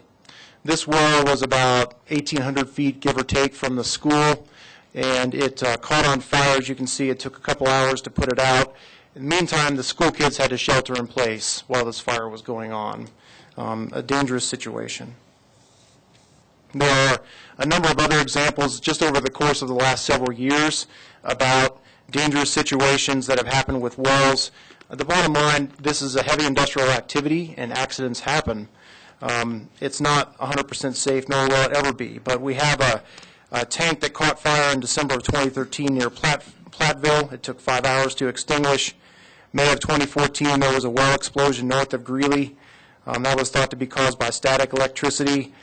March of 2016, there was a well in Weld County that caught fire. Just a couple months ago, you may have read in the paper, there was a blowout near Hudson. It was basically 2 hours out of control of water, of wastewater, of oil and gas matter that came out of the well. It was about 28,000 gallons in total, and it blew out at a 1,000 by 2,000 foot radius. So taking us back to where the setbacks are now, it's 1,000 feet from the school building, but it can be 100 feet or less from a school facility. So if you have a well that blows out 1,000 by 2,000 foot radius, obviously if that's close to a school facility, there can be some problems. This photo that you have in front of you is a point of view shot from Erie High School, the second level mezzanine, and you can see the well that's a little bit out there in the distance. There was an incident a couple of years ago during the drilling process of this well where there were fumes that escaped, and the kids that were playing out, it was very noticeable. There was fumes, there were issues. The school facility ended up putting forth a shelter-in-place order and turning off the HVAC system because of the fumes coming from the well. This photo is a little bit closer up, and I just put this photo up here to illustrate, up until recently, of course, in the month of March, we didn't have any precipitation, noticeable at least. Grass was dry, and we don't have much space here between the well and between the school, and this is an area where kids do play over at Erie High School. I want to next just take you on an animation presentation here. First, I'll orient you. All these red dots are well sites that exist currently. Most of this is in Weld County. You can see that there's red dots everywhere in Weld County. I'm going to take you to a couple schools and just show you how close some of these facilities are in the schools in this animation. First, we're going to go to Broomfield, though. Broomfield, you won't see quite as many red dots yet, but there's a number of drilling permits that have been pulled, and they want to drill more in Broomfield. But I'll show you Aspen Creek, K-8 in Broomfield. Like I said, you'll notice there's not too many red dots, but I'll point the cursor towards the red dots where there's current well sites, and you can see how close those are to the school. Like I said, it's not going to be as bad as what you'll see in Weld County for the number of red dots, but we're seeing a lot of activity in Broomfield, as well as possibly East Boulder County, Larimer County, Northeast Denver, and Arapahoe County, where you'll be seeing a lot more red dots in the future if the industry gets their way. Let's take our trip over a little bit to the east, and we're going to stop over near Northridge High School again.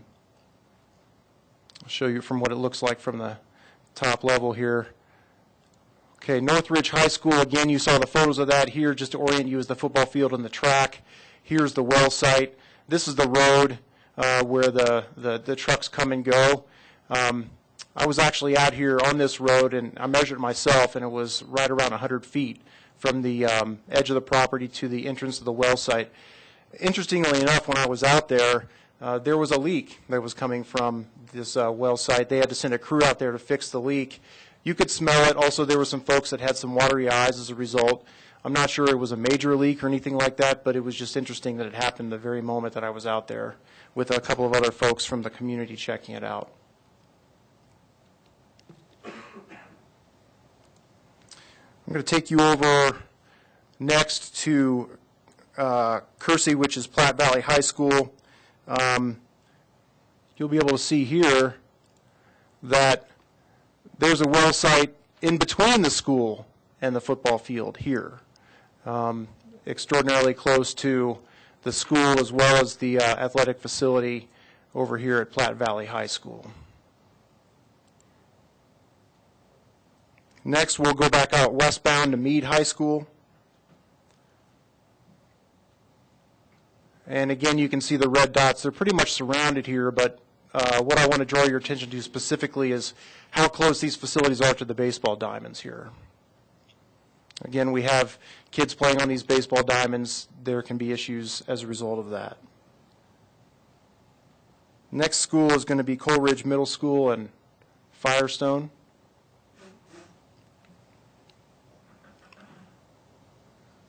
And you can see here, actually, there's a number of wells that are over to the west, to the northwest. And you can see there's a pretty clear line where I'm pointing the cursor right now where kids are playing and they're spending time during the school day. We're going to go over, again, back over to the west, back to Legacy. That was the school that I showed you before where there was the explosion. The well that the explosion occurred on was a well right up here where I'm pointing the cursor. And you can see that there's a number of wells that are actually closer than the one that had the fire. This is just, at least in my opinion, and those that have voted for the bill, this is too close to our schools. I'm going to go very quickly. There's just a couple schools left. I'm going to go quickly over to Platteville. Under our current rules, well, right now what you can see is you can see a number of well sites close to the school. There's actually 2 schools here. Under our current rules, there's nothing that would be stopping a site from going in right across the street from, say, this school where I have the cursor. The rules allow that currently. If it's 1,000 feet from the school door, but it just happens to be across the street from where kids are being picked up, for example, under the current rules it can go there, and that's what we need to change. Finally, I'm going to show you Bella Romero, grades 4 through 8 school in Greeley. This is the eastern part of Greeley.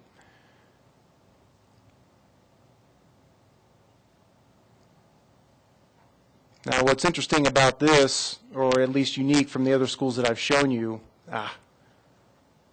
is that there was a permit that was just granted about 2 months ago or less to drill to the south of the school. Right here, about 25 wells or so, maybe a few less. You can't really see this very well. I've been there as well, but this is a soccer field. Soccer goals are typically right around here. And you go about 350 feet to the south, and that's where this heavy industrial site's going to be. And again, it's completely okay under our current rules. So that's going to be it for the PowerPoint. I think it's instructive, though, to see the photos, and I think it's also instructive just to make the point, which is that this rule is not a very reasonable rule, and the bill that we have put forth to try to change the rule is very narrow, and it's very reasonable to try to just move these facilities a little bit farther away from playgrounds, from athletic facilities, from modular classrooms. The bottom line here is that we just don't think that you should put something that can explode a couple hundred feet away from a playground. So, of course, we'd love to have the council's support on this bill, and of course, I'd be happy to answer any questions as well. Councilmember Bagley. Thank you, Mayor Coombs. I move that we support legislative position. I move that our We have to suspend. that's true. I move that we suspend the rules of procedure 25B. All right. Let's vote on that. Oh, just raising our hands. Well, I guess we can officially vote. Okay, so we have officially suspended Council City Rule 25B. Now we can go to questions. Thank you, Mayor Coombs. I was just going to move support of House Bill 17-1256 as a city council. I'll second it. Okay. Let's vote on that. Would you like to make a comment before we vote? Yeah, I'm in support of this. I just wanted to add, don't you think this is also a property issue? Because a school may change where it decides to put its buildings. It's entitled to build anywhere it wants to on its property. And yet, if a well comes and builds right across from the edge of its property, then it can't use its property as it wants to. So it seems to me, in addition to safety, it's also a property issue. Well, would you like me to? Yeah, go ahead. Sorry, I'm not up on your rules of procedure, but I wanted to add something to the property issue here. And I think it was referenced before by Ms. Moore, who gave a great presentation, by the way, better than mine, I'm sure, about why this should be supported. But what I did is I wanted to get a sense of actually how much property would be, for lack of a better term, off limits to development of oil and gas if a bill like this were to pass. And it's a rough estimation. Basically what I asked the commission to do was take a look at if it were a 2,000-foot setback from the building as opposed to a 1,000-foot setback. And now it may be a little bit less in some cases, a little bit more in other cases. But what they found statewide, at least in the areas that would be affected by oil and gas drilling, it was 0.006% of the property would be off limits as a result of this bill passing. In Weld County, it was a little higher. It was 0.008%. So it's not really going to materially affect the ability to drill, particularly because we hear the industry always bragging about their technology and how they can drill 2 miles away from the well pad and so forth. But what I do think it'll do is it will just, it would require them to move their sites a little bit farther away from schools and still be able to get to the mineral. Councilmember Finley. Thank you, Mayor Coombs. Welcome to our house. And thank you for being here during budget cycle. That's pretty impressive. I understand the bill has gone over to the Senate. Do you have any bipartisan support for it over there at all? Is there any hope of it all that this will pass? Well, I think hope springs eternal when you're running a bill, but unfortunately the bill was party line in the House. There were no Republicans that supported it. All the Democrats did support it. The only hope I can see is that it was not assigned to the State Affairs Committee, the Kill Committee. That's good. Yeah. It was assigned to the Agriculture and Energy and Natural Resources Committee. But of course, it's majority Republican, so if there's no Republican support, then the bill will not pass. Certainly, I've been encouraging folks to call their state senators and advocate for the bill if they're interested, but I'm not sure how it's going to come out, but I have to hope. And did you try to get any Republican sponsors on the bill? Well, yes. I always would like to have bipartisan support, particularly now in the split chambers. Nothing will pass without bipartisan support.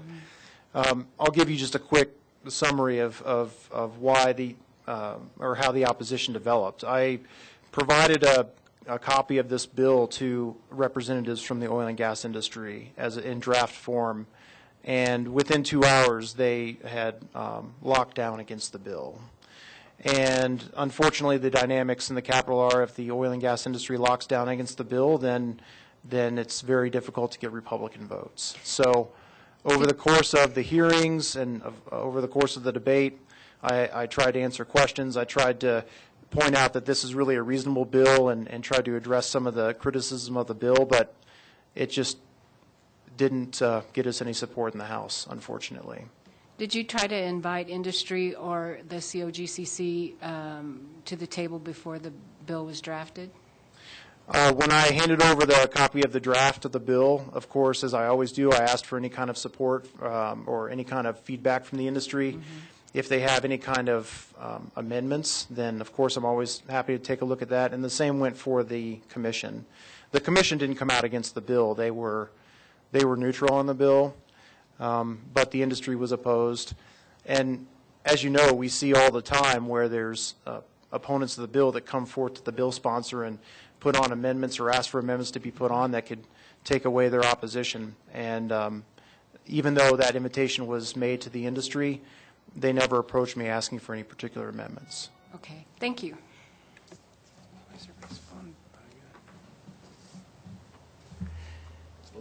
Okay, let's vote.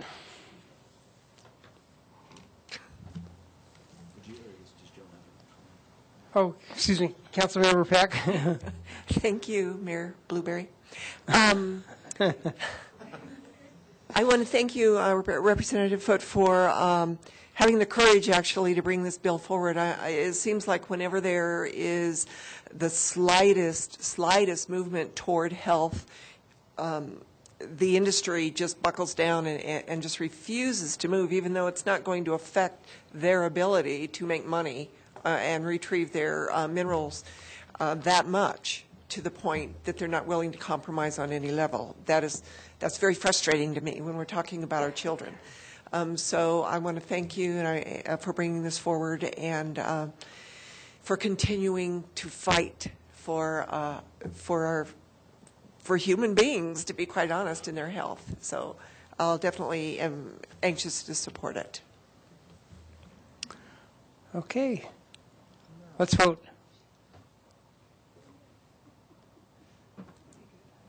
That passes 7-0. So.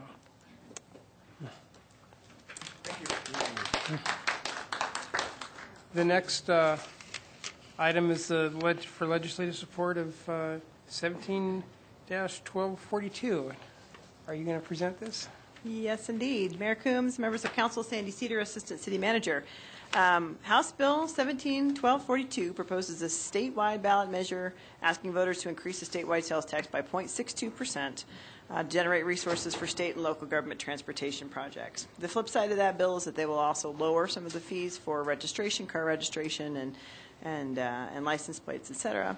Essentially, this will have a revenue impact of $680 million in new and existing funds. That split would be shared with the locals, including counties and municipalities, per this bill at a 70-30 split for multimodal transportation and for infrastructure projects. So essentially what that would mean is that the bill would increase the total sales tax rate in Longmont from 8.26% to 8.88% if passed. There was at one time a cap on sales tax, but we've done some research and found that that cap actually was repealed in 2008, so that's not an issue at this point. I do think that taking a look at the needs of the transportation in the state of Colorado, it's an issue that Colorado needs to be able to address. The state currently faces a $1 billion shortfall in upkeep and maintenance on the funding of the state highway system. Although cities and towns are reliant on sales tax, such as Longmont, and we may not agree necessarily with the additional sales tax as a source, this bill brings the issue up to the voters to decide. So for these reasons, staff respectfully requests that the City Council support. Suspend the Rule of Procedure 25B. I don't know if they have to do it twice. Do they have to do it twice? Eugene would like you to do it twice during the study session to take an official position of support on House Bill 17-1242. Okay, I guess I'll make a motion that we suspend Rule 25B. Second. Okay, let's vote on that.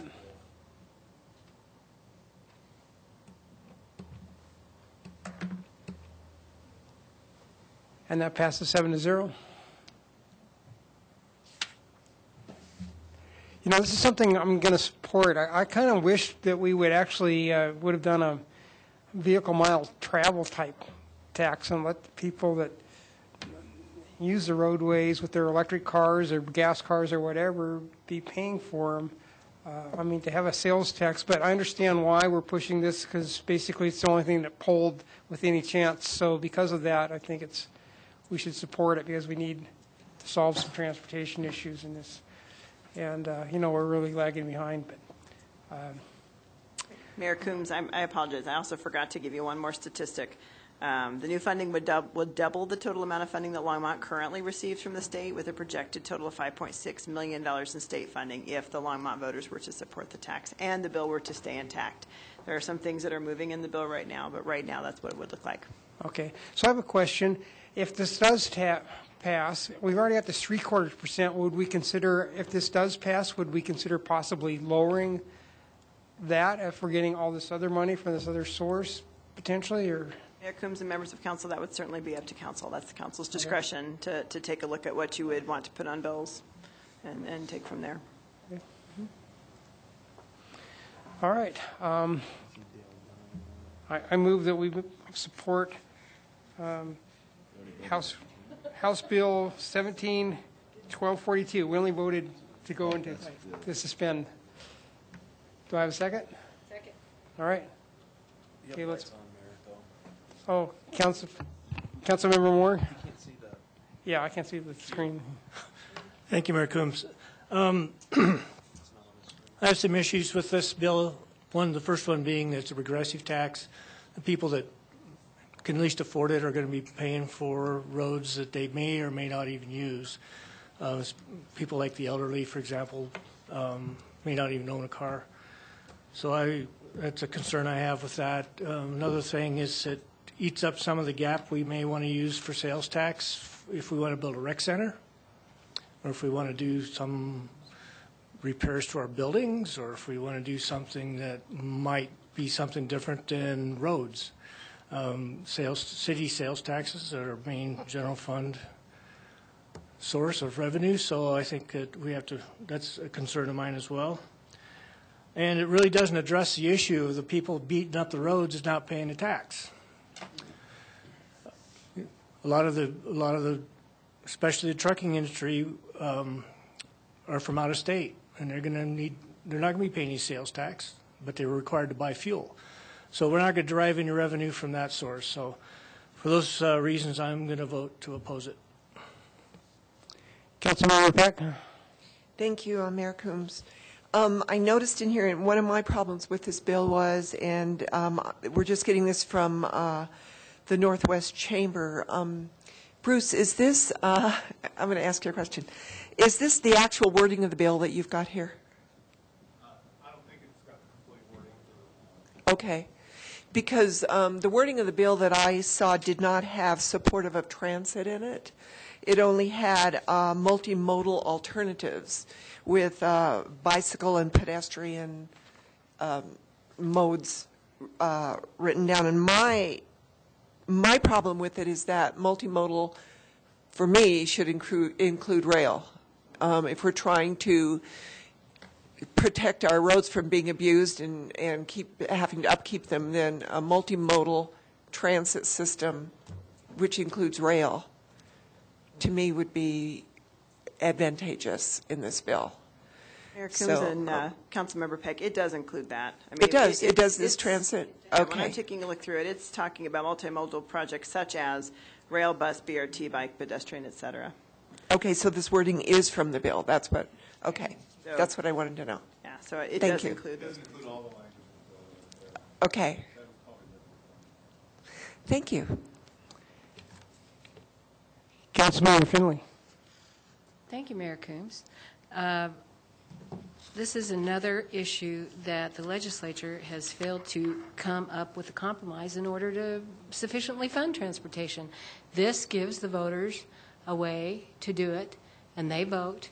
This is only a vote. The bill is only to take it to the voters. Now, I understand that cities depend on sales tax, but we all depend on roads, one way or another. I ride the bus every day to Denver, but when I have to drive, I notice the roads are in really bad shape, and so are our bridges. And if the legislature cannot fund it, then we're going to have to find a way to fund it. And this is a bipartisan bill, which is unusual, number one. Number two, it includes giving money back to the cities, which is a wonderful thing. We like that. So I would encourage you all to vote, not only for us to support it, but vote for it. Councilmember Santos. Thank you, Mayor Coombs. Some of the concerns Councilmember Moore expressed were some of mine as well. Plus, we're going to go to a potential 8.88% sales tax. I've seen sales tax like that in major metropolitan cities, not so much a community of maybe 100, 120,000 in the state of Colorado. And Councilmember Finley is right. If the legislature, in whatever form, Republican one house, Democrat in another, can't come up with funding mechanisms, can't work together to reform Tabor, Gallagher, and one of the other amendments, then there's a problem. There's a huge problem. I would have no problem in finding compromise to chop those three heads and try to find some sort of compromise to actually fund the state appropriately. This is just a punt down, just a kick the can down the street. I can't support it.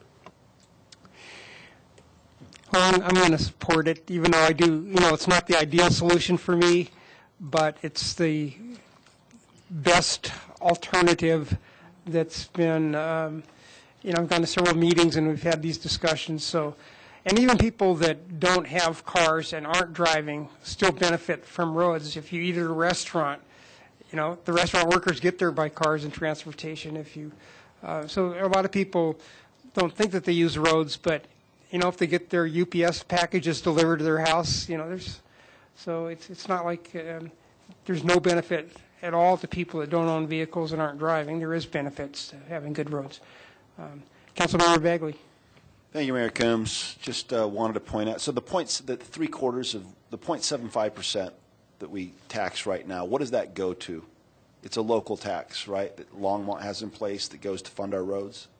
Is my understanding correct? Yes, Mayor Coombs Okay. and members of council. It's a transportation tax. It used to be a street sales tax. That's been widened to include other modes of transportation. So just so we pay 0.6 to RTD, 0.4 for fast tracks, 0.75 for local transportation, and we're going to increase it 0.625, which is 2.375 total of the 8.875, which is over a quarter of everything we're paying in our sales tax that goes to transportation.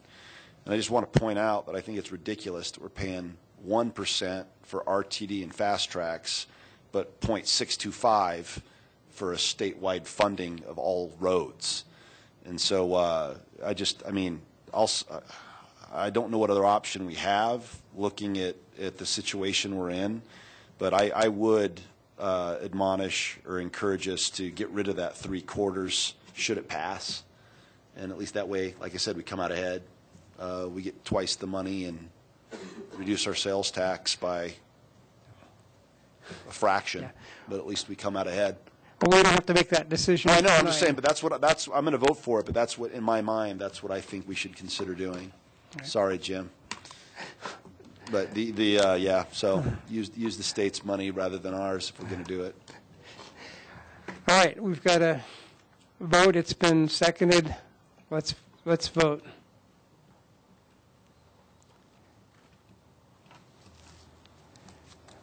So it passes 5-2 with Councilmember Moore and Councilmember Santos dissenting. Thank you. Thank you. All right, so we'll move on to our next item, which will be the traffic or the outdoor warning system.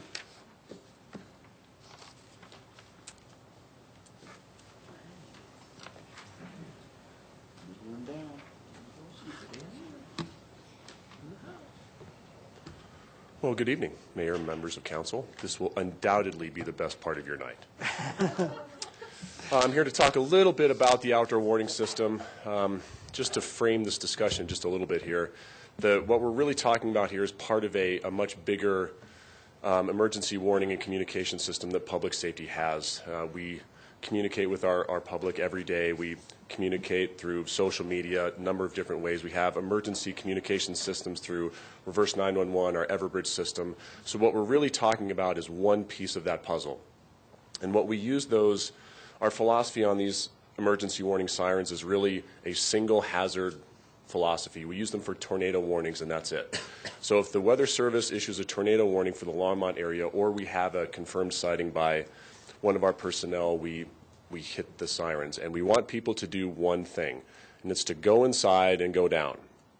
That's really the only reason we use our sirens. All of them go off at once, and we don't use an all clear. We don't hit them again for an all clear. So the current status of the system is it is off. I mean, it's really off. It's like hardware off. And the reason that is we've had two pretty major malfunctions of the system.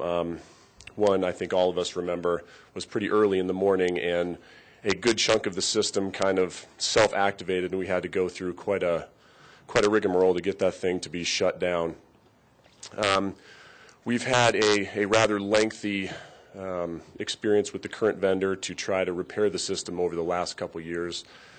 We did have a performance bond attached to that contract, which we did attempt to call. The bond company denied the bond, essentially saying that what we should do is take them to court and go that route. We decided not to do that.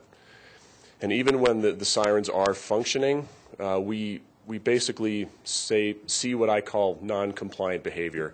A lot of the times we see people doing the exact opposite of what we want them to do, coming out and checking out what's going on.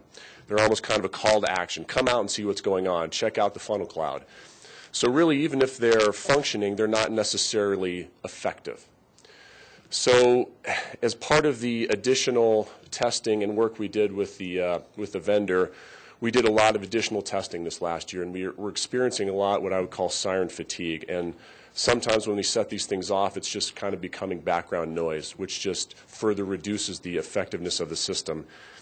And since I got here, almost 10 years ago now, we've had educational challenges with this thing. We have been trying to really educate the community why we use them, what we use them for, and what we want the community to do. And I don't think that we're there yet now, even 10 years later.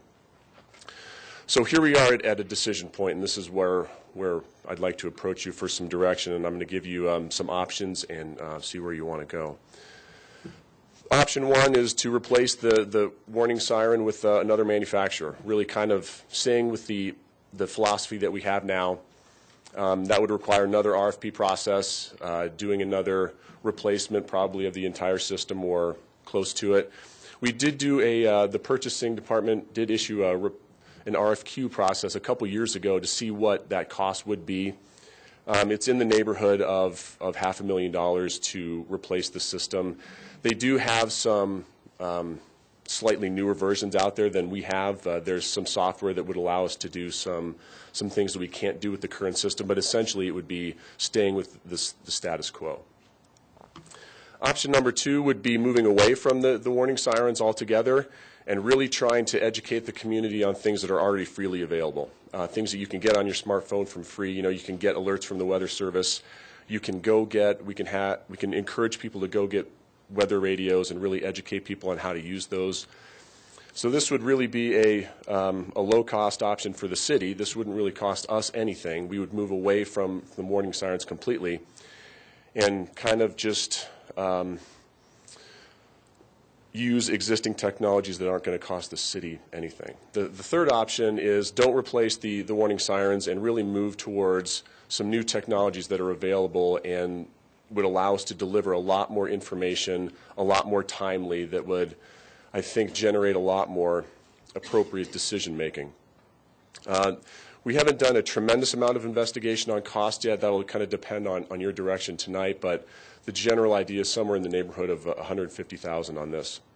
And I'm going to give you just a couple of quick examples of what this technology can do, just so you can get an idea of this.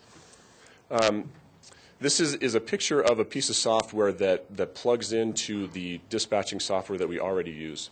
So if you can kind of imagine that map as the city of Longmont, what this software does is it takes a kind of a combination of all of the weather services, and it kind of lumps them all into one, and it creates this polygon, that shaded area.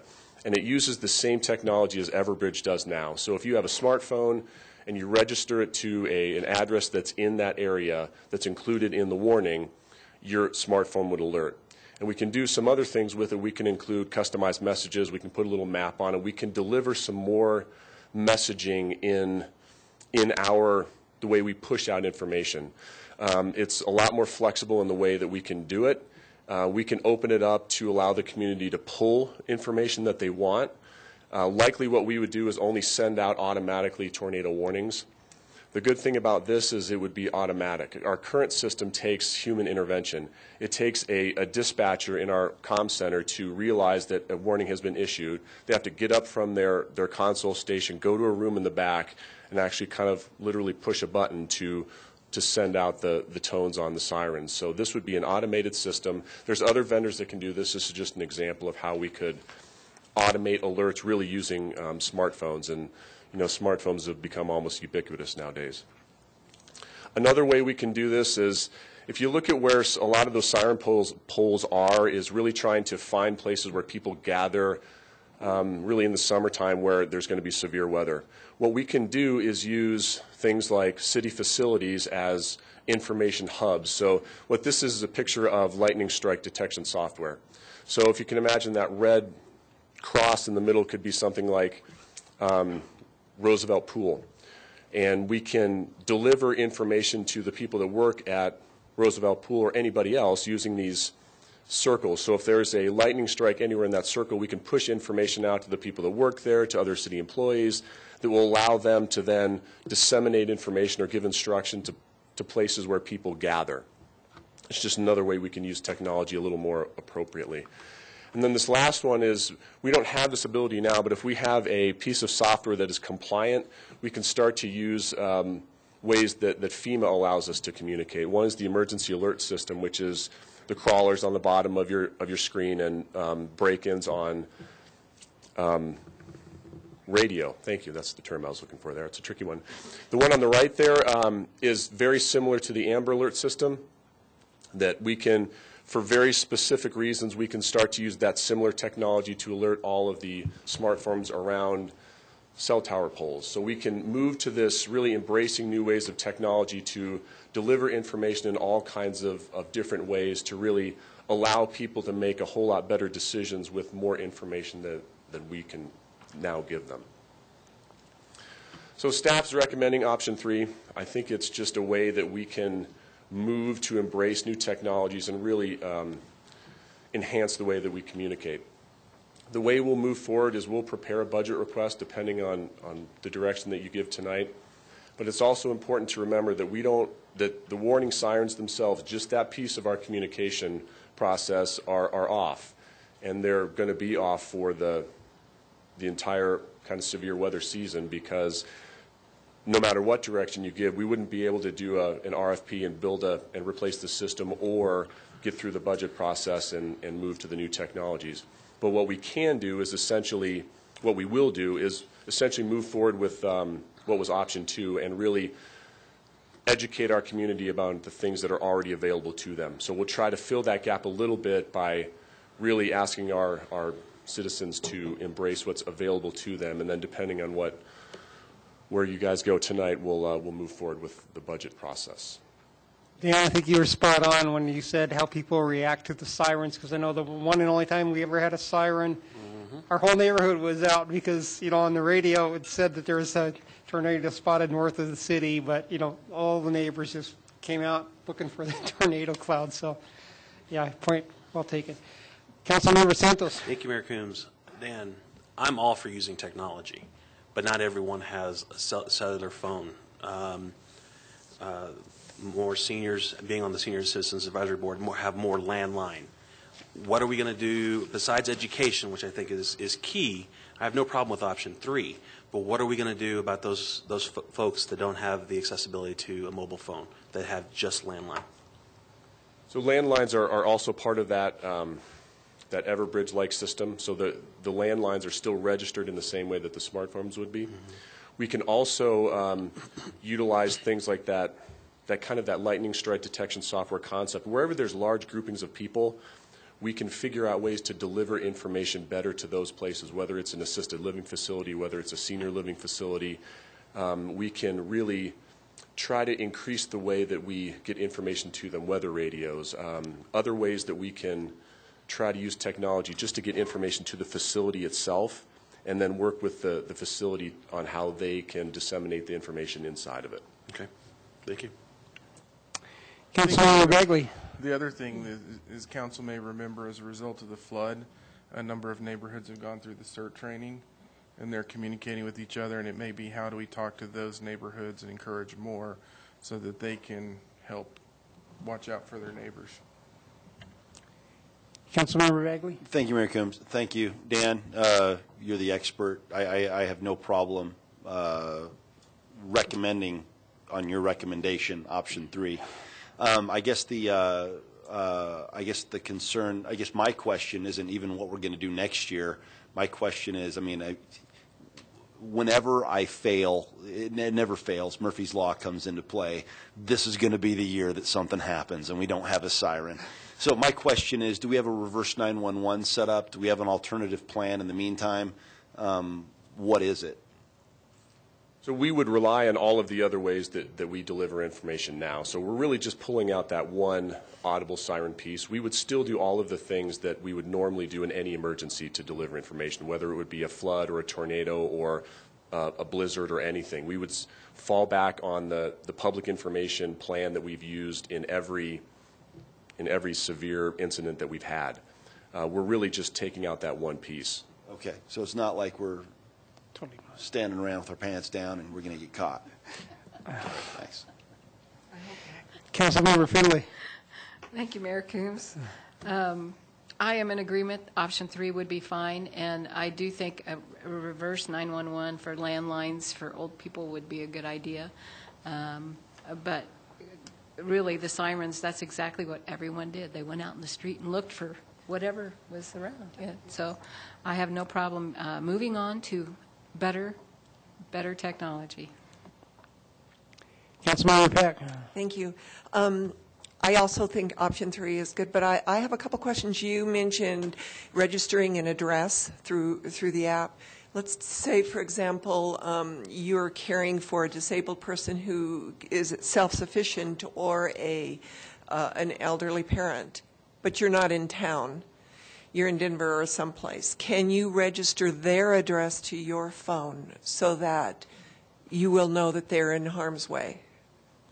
Yes, you can, and that technology exists now. That's the way that Everbridge works now. So it works, it's geo-based. So whatever address you register your phone to, and you can have multiple addresses. So you could have your house, the person you're caring for, your schools, your kids' schools. You can register multiple addresses to your device. So wherever you are, the alert is issued based on where the addresses are. So if there's a tornado warning for the city of Longmont, but you're still in Denver, as long as the address that you registered your device to is inside that warning, you would be alerted even if you're in Denver. Okay. And then you keep saying tornado warnings, but we had a huge flood without a tornado. So does severe weather include this, or is it just tornadoes? We would have to have some discussion on which of the hazards that we would want to push out versus allow our community to pull. So there's a number, there's 100 different watches and warnings out there, and they're all available for people that would want to get them. Okay. So for people that are, for example, weather geeks in the room would probably want to register for all of them. But what we would want to be careful of is to not we'd want to be careful of the same thing that we are experiencing with the siren fatigue. We don't want to push out too many times automated alerts to everybody. So currently, we would probably just stay with tornado warnings, but we could certainly discuss other types of hazards, too, that we would automatically push out. Okay, and one more. Is this the same system that the Amber Alerts use? No, it's different. The technology is similar, but it's not the same system. The one we're talking about is made by a particular vendor. The Amber Alert system is a government system. We could move to utilize that system. That system is very specific in how you have to use it. It's very nailed down to be allowed to use that.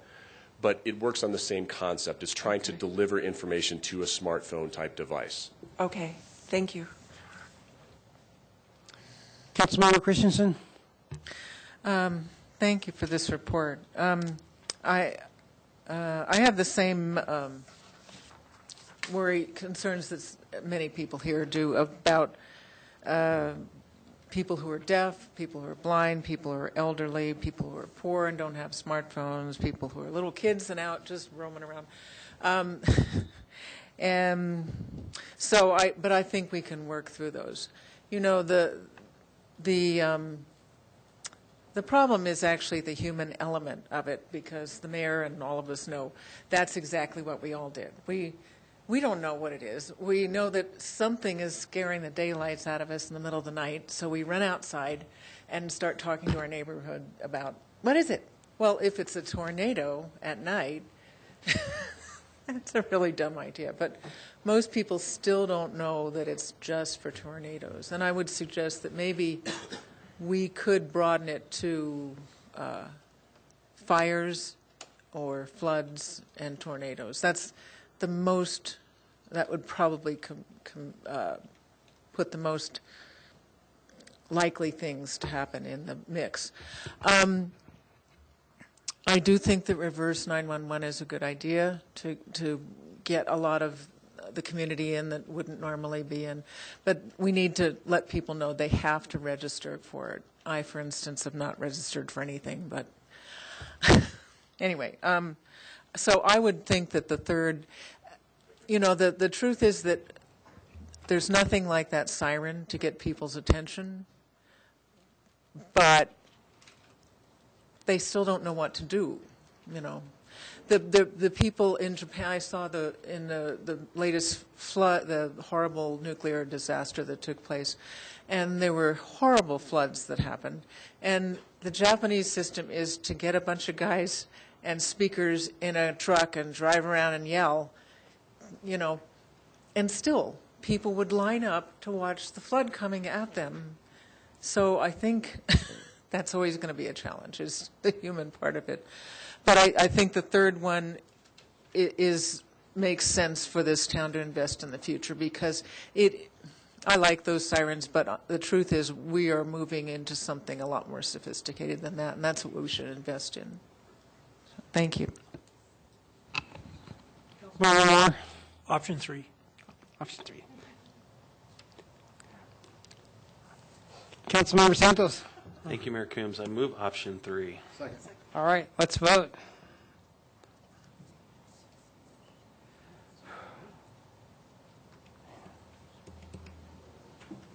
That passes 7-0.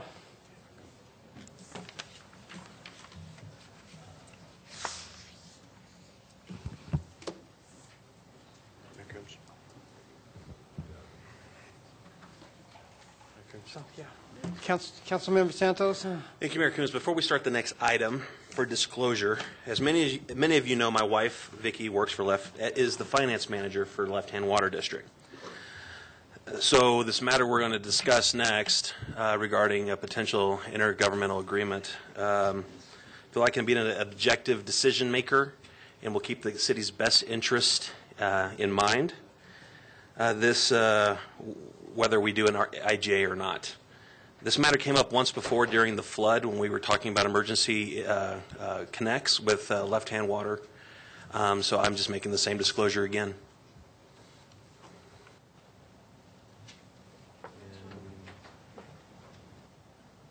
I'm fine with you sitting through this.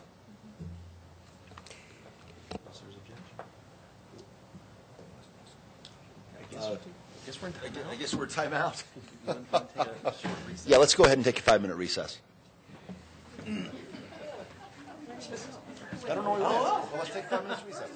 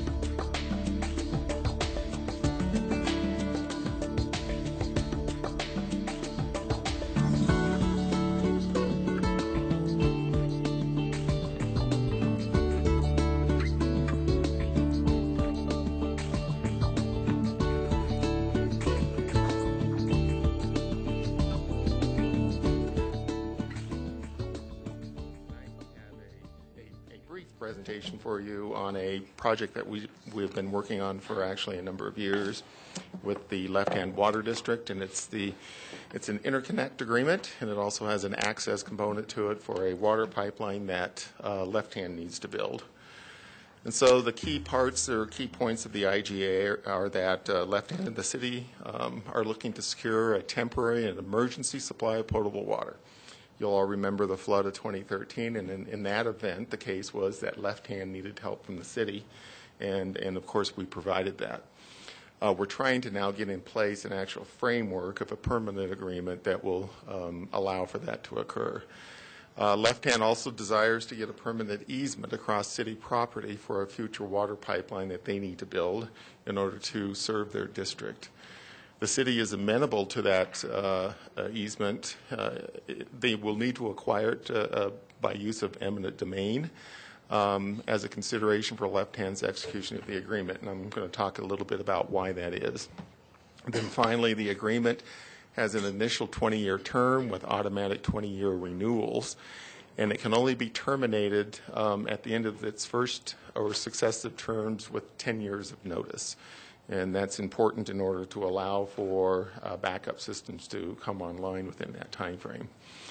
And so when we talk about interconnections, we're actually looking at up to 4 areas that we would tie in the city's water system with the Left Hand water system, again, on an emergency basis. So day to day, these systems would not be used. They would only be used in the event of really a catastrophic kind of failure of the water system of either the city or of Left Hand.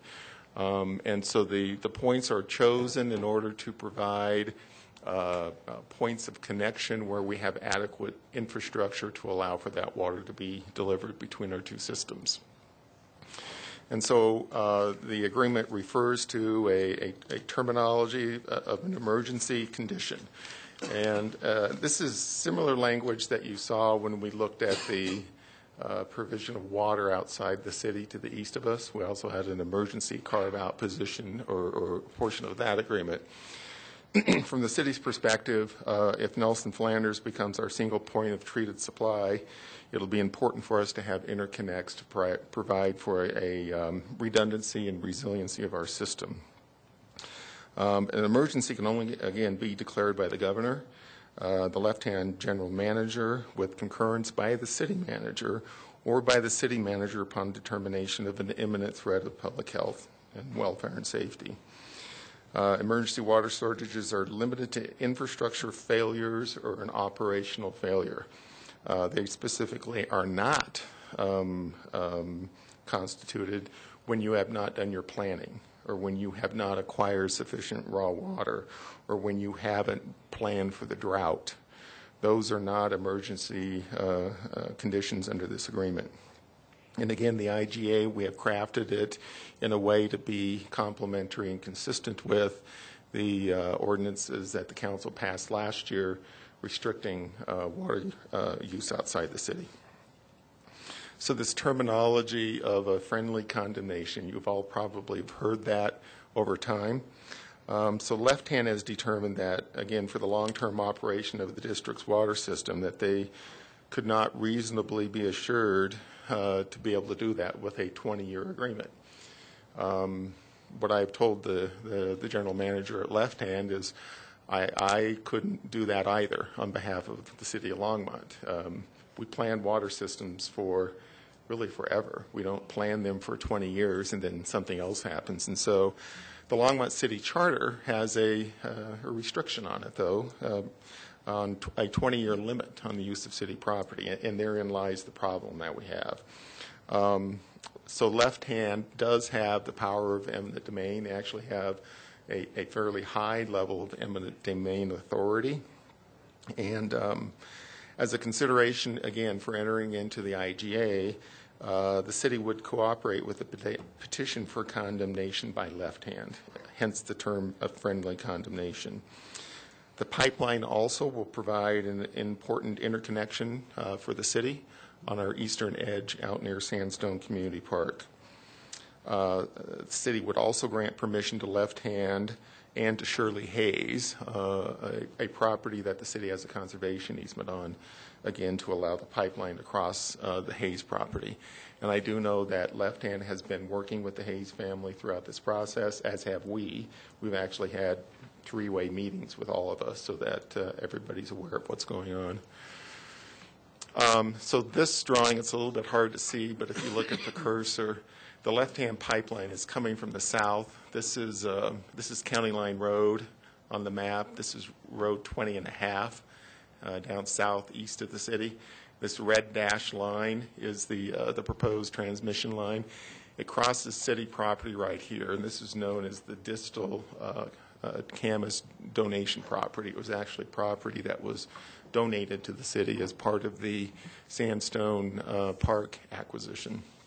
And so that is where they will be crossing. And another interesting part of the process is, and it doesn't show clearly on this map, but that's exactly now where the river goes through. And so after the flood of 2013, that's where the St. Vrain River is running right now. So the entire reach across this distal property is going to be bored, which is a good thing from an open space and from a land preservation perspective, in that there won't be any surface disruption or very minimal surface disruption associated with the pipeline going in.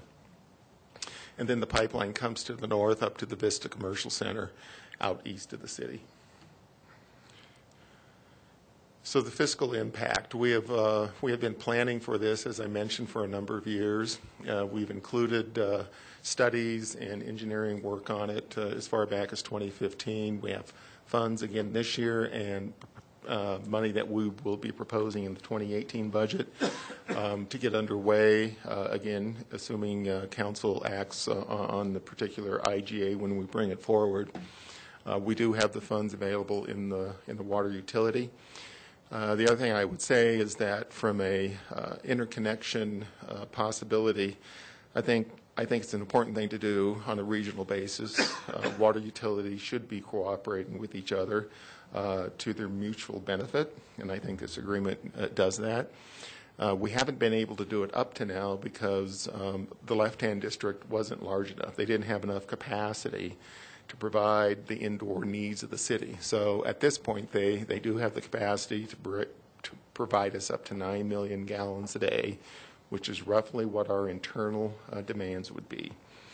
And so if there were an emergency, and Harold declared that on behalf of the city, what would happen is we would ban all outdoor water use. And you'll remember we did that in the 2013 flood, and thank God our citizens all, they did a great job. They went below it. They went down to like 6 or 7 MGD. And so I'm confident that our citizens, when they understand an emergency exists, will do that.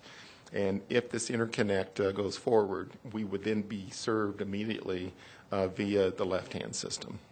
And so that's the intent behind it. It's to provide redundancy and resiliency for the city's water system on the long term. And the options that we have really is direction tonight and questions and answers, hopefully. Depending on how it goes, we're prepared to return to you with an intergovernmental agreement. It'll either be on later this month or early in May. And I do know that the left-hand district has presented the concept to the left-hand board of directors, and they have looked at it favorably as well. So with that, I'm done. And questions? Councilmember Bagley. Thank you, Mayor Coombs. Can you put up that last slide for just a second? Possibly. Let's see.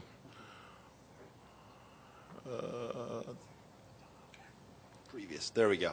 So first of all, very efficient, very, very quick, chocked full of information. I could cry. It was beautiful. Beautiful, Dale. I move that we direct staff to return with an intergovernmental agreement with the Left-Hand Water District for council's consideration and action. Second. All right, that's been moved and seconded. Councilmember Peck. Thank you. Dale, can you go back one more slide to the fiscal? I just have a question because I don't understand it. Whoops, the other way.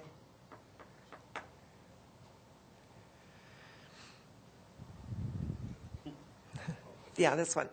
So I'm confused. I'm assuming that the budget comes out of general funds or just budgeting the money during the normal budget process. But this, any monetary compensation for the value of the easements to the city will be returned to the open space fund. Is the monetary compensation coming from the left-hand district, water district, for going for going through the open space, eminent domain through open space? Mayor Coombs and Councilmember Peck, you're correct. Okay, Yes. thanks. I just wanted to clarify that. Councilmember Christensen.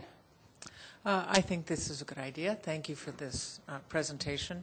And I also think it will be of benefit to the businesses out in Vista, which is a growing little area, and some of the housing out there. But yes, Vista is where my son gets all of his automotive needs met for some reason.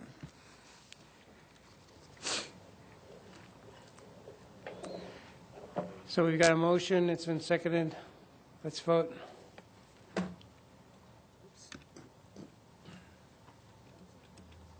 That passes 7-0. Thank you. Thank you.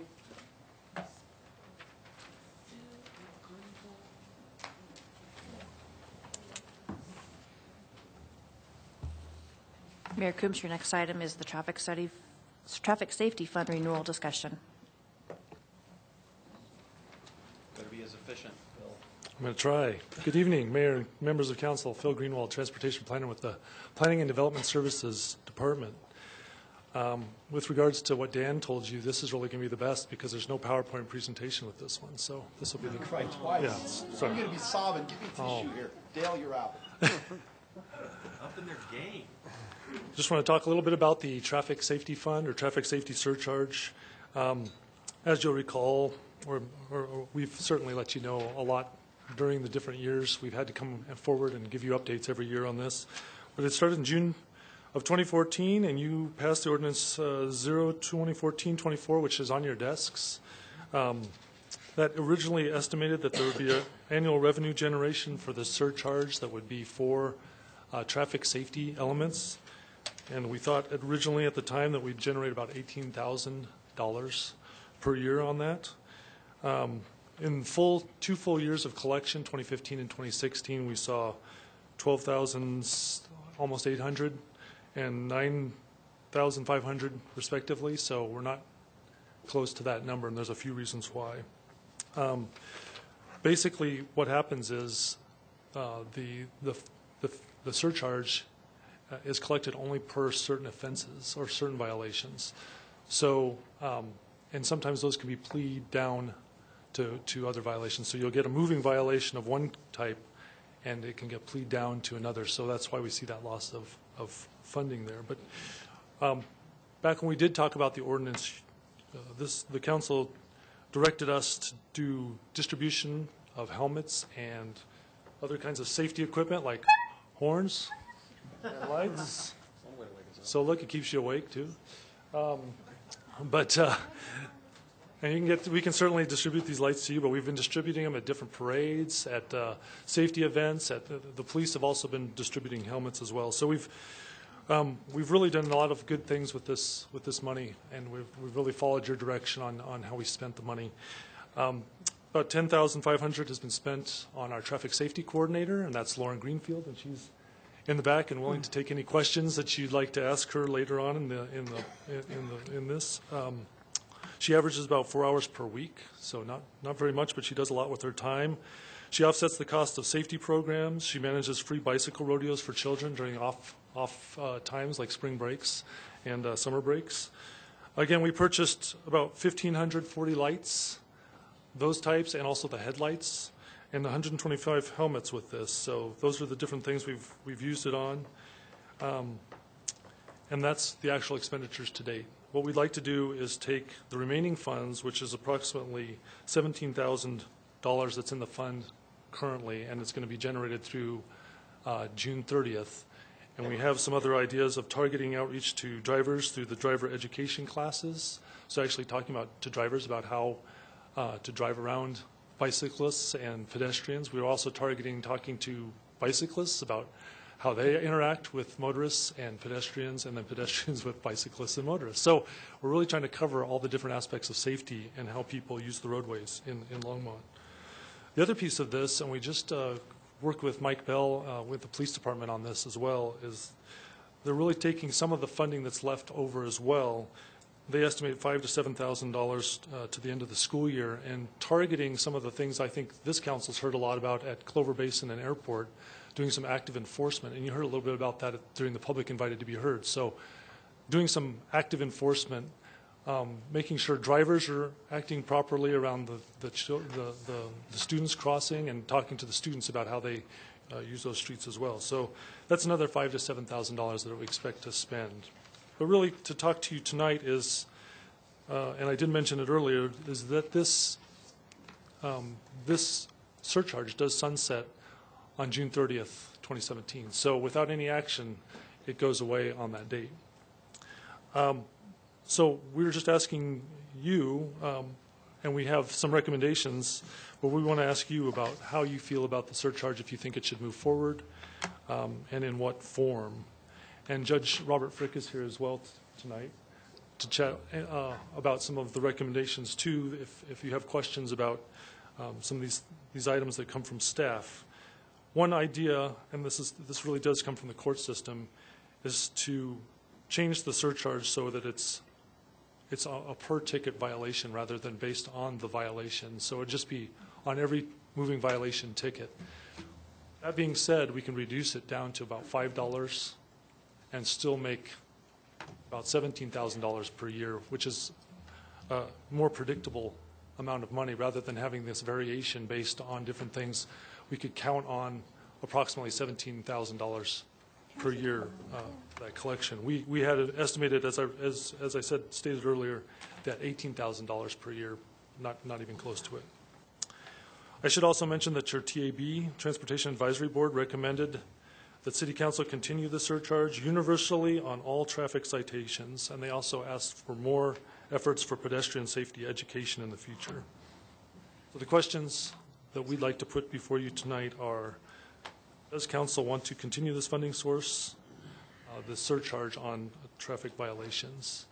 Should we vote on them first do that, or should we vote, once we vote on that, vote on whether we want to make it uniform, or... I mean, I think to me it'd be simpler to administer if it's just across the board on all things and we lower it to... So Judge Fritz, address that. Say good afternoon, or good evening. Mayor Combs and members of City Council. I'm here to kind of answer a couple of questions and kind of give some suggestions for going forward. Specifically the challenges of the traffic safety fund surcharge as it currently is in place, how it kind of is inhibiting our ability to do some things I'm trying to do proactive, such as mail-in pleas and stuff like that. And so it's very challenging as it is currently written. It's a purely legislative decision whether or not you have this or not. Okay, that's your call in its entirety. But what the challenges are that we're seeing in the municipal court is, because as it's written, it only applies to certain select municipal ordinance violations. When somebody, the most two common traffic citations you see are speeding 10 to 19 and careless driving. When those get pled down, such as when somebody takes a traffic safety class and such like that, it automatically goes into a charge that to which doesn't apply this fund. So that makes it very challenging from an administrative standpoint to do it, but also if we go forward with mail-in pleas for traffic infractions, which most jurisdictions do, that also puts an additional impediment on the officers on the street. And so going forward, my suggestion is you have a couple different options. One is you could let it sunset. That's completely your decision. And that negates everything that I just said. The second option you could do is to increase it to apply to all traffic violations. That would be traffic infractions and traffic offenses. A third option you have, candidly, is you could apply it to everything across the city code. For example, right now we presently have a fuel fund surcharge and also a education surcharge that are on the books that apply to every incident, every summons that comes across the court. And so if, for example, if you apply it uniformly across both misdemeanors and traffic, that's something you could do as well. But, my suggestion is you kind of do either an all or none approach. Either you apply it to nothing, or you apply it to all traffic violations, or you apply it all across the board. But the part and parcel is what we currently have, is what's been the difficulty. And the other thing, too, and Phil was kind of clear about that, is it is per incident. It's not per violation. So if you get charged with speeding, careless driving, and no insurance, it's not 3 surcharges, it's just 1 per ticket. And so from an administrative standpoint, that is clearly the cleanest. And I'm also here to ask if you have any questions about how this has been implemented, not only during my tenure, but in prior tenures. I'm happy to do that as well. Councilmember Finley. Thank you, Mayor Coombs. I just would like to move that that we continue this funding source and make it for all traffic violations and include planning and development services. Second. All right, so moved and seconded. Councilmember Bagley. Never mind. Okay. Let's vote. Councilmember Santos. The only question I have is that the motion, the way it is, this will be on the books from now on. It's not going to sunset. Is that correct? Right. That was one of my questions. So there was a couple of questions involved. Do you want to continue it? Yes. Do you want it to be a $5 per ticket? Do you want it to sunset in 3 years, or? That's why I want the clarification. Thank you, Mayor Coombs. I was against this the first time. I'm going to vote it again. I'm going to vote against it now, only because I just think it's bad. First of all, when it first came up, I saw it as a money grab. Sounds demeaning, but I saw it as an attempt to get funding for Bicycle Longmont through a taxation of our municipal criminals. And I just thought that it was silly. And then I think to appease some of my concerns, or just the concerns in general, we then went to, moving violations. And I remember thinking in the back of my head, it's going to all get pled down. And I remember telling Rod Rangel afterwards that I didn't think we were going to get anything, but so that we got some money was somewhat of a surprise. I just think it's a bad idea unless okay, so we're buying bikes, we're doing some education, but I just think it's bad to say, hey, let's just put a $10 surcharge on and we'll get some money and we'll use it somehow. I just think that's not a good idea. I mean, if we have a specific reason, like, you know what, as a city, we need bicycle education, and here's why, and here's the data. Or, you know what, at-risk, needy kids, low down on the socioeconomic scale, don't have bikes, and we are going to use these funds to provide these bikes. I'm all for that. I just don't like the idea of let's collect money by this way, we'll have a pool, and then afterwards we'll figure out how to do something neat with it. And I still get that impression that that's kind of what we do. This isn't about advocating for bicycling. It's about the safety piece. No, I know, but okay. What I'm saying is that's exactly what I'm saying. I'm saying that we're going to collect money, and then we're going to use it somehow to advocate safety, without really saying. I mean, usually we vote to tax our citizens or to increase fines and fees. Like when you're in court, you always hear, you've got to go attend a Mothers Against Drunk Driving Victims Impact Panel, or the traumatic brain injury fee, or there's a reason behind all these. This is just a, arbitrary safety fee that we're going to use the money somehow to advocate safety. And I just don't like it. Okay. So we've got a motion, and then the motion is to apply to all traffic tickets, and it's been seconded. And if we do that, then would it still be up for sunsetting in 3 years, or? That's part of it. And how much? So there's two questions for council. How much? And is it up for sunset? Okay. So I guess is everybody okay with the recommended $5? May I make a suggestion? Sure. Sure, go ahead. Okay. Thank you. So there's a motion to at least continue this. Right. Okay. So perhaps we should take a vote on that, Okay. and then come back with a vote on amount and, whether we want to sunset it or not. Just a thought. Okay. Let's do that. First, okay, we're voting now on to continue.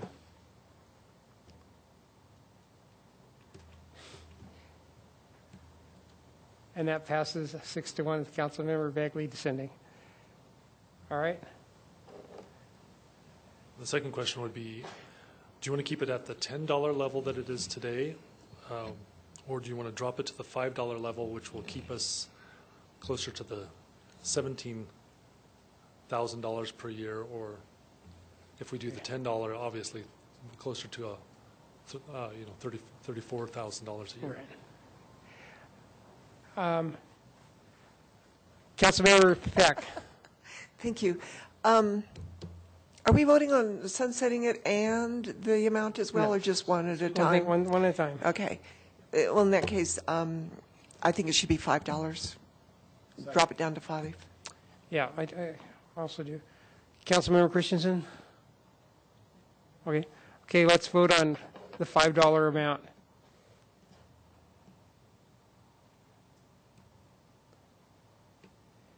And that passes 7-0. And the third thing, I'll make a motion that we apply to all traffic tickets. Do I have a second? Second. All right. I thought that was in the original motion. Okay. The last one would be the sunset. And that would be, if we do it in the same 3-year increment as we did the last one, it would be June 30th of 2020. It would sunset automatically. Councilmember Bagley? I'm not up. Okay, Councilmember Moore? Thank you, Mayor Coombs. I guess my thought is that we, if we come back every 3 years to do this, we aren't ever able to really get a much consistency in our programming and how far we go.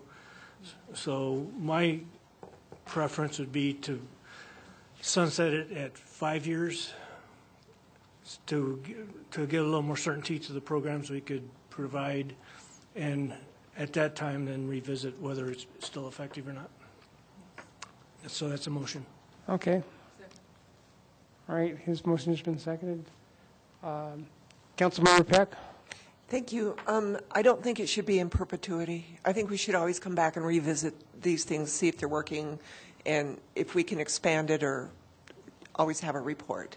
So I think the 5-year is a good idea. Okay. Councilmember Bagley? Thank you, Mayor Coombs. But in 5 years, I won't be here to pout about it. Okay, all right. And I guess the only other thing is that I'd ask is that in 5 years, whoever's on council, I'd like to see data about, we have no idea right now. Other than a vague description, we don't know how many bikes or how many kids or families or how many people have attended classes. So, if you're going to renew it in 5 years, at least do it with data. That's what I'm asking. They provided some data how they spent the money. Currently there's written into the ordinance an annual report to council. Yeah, as the ordinance is today. So I think that takes care of that. Okay. All right. Let's vote on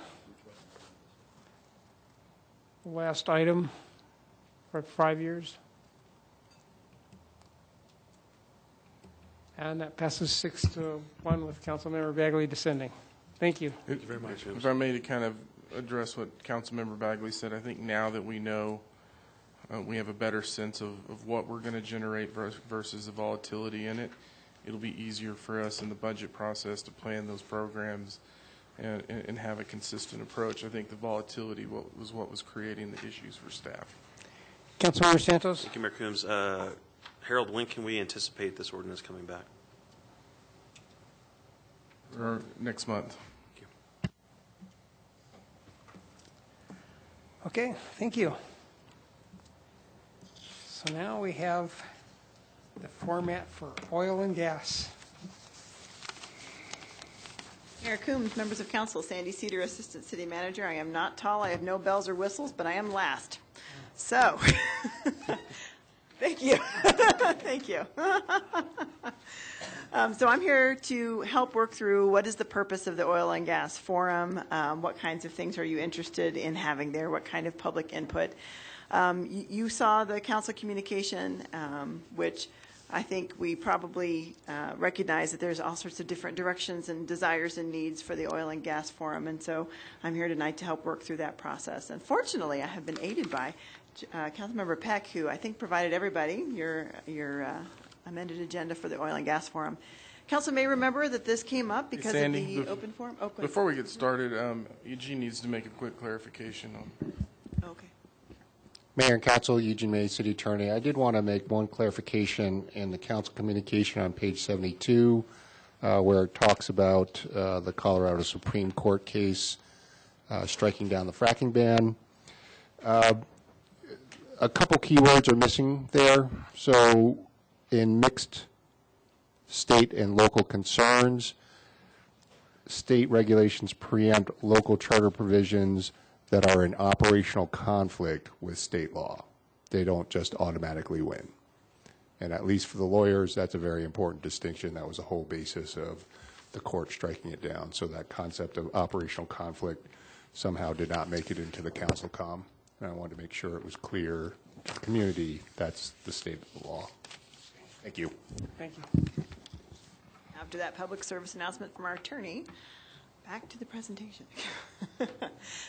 So you may remember that this came up, the open forum was a request from residents as they came and talked in the open forum. They asked lots of different questions. There were questions that were submitted to council. There were some questions that the council had around what does oil and gas regulation look like today in Longmont. Obviously you all lived through the regulations as well as the ban, as well as the Supreme Court case. And so really it's a conversation around what's the landscape look like today.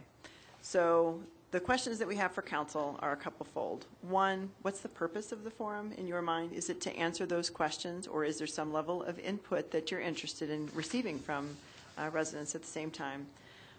You may notice from the questions, and I think this was brought up from our public speakers as well, you may notice when you look through the questions that there are lots of those questions that our city staff can answer, and some that we really couldn't. The health effects, some of the environmental issues are not the city's expertise, and so if you would like those questions answered, who would you like those questions answered from? You heard some suggestions certainly from the public, and then you have Councilmember Peck's amended agenda as well.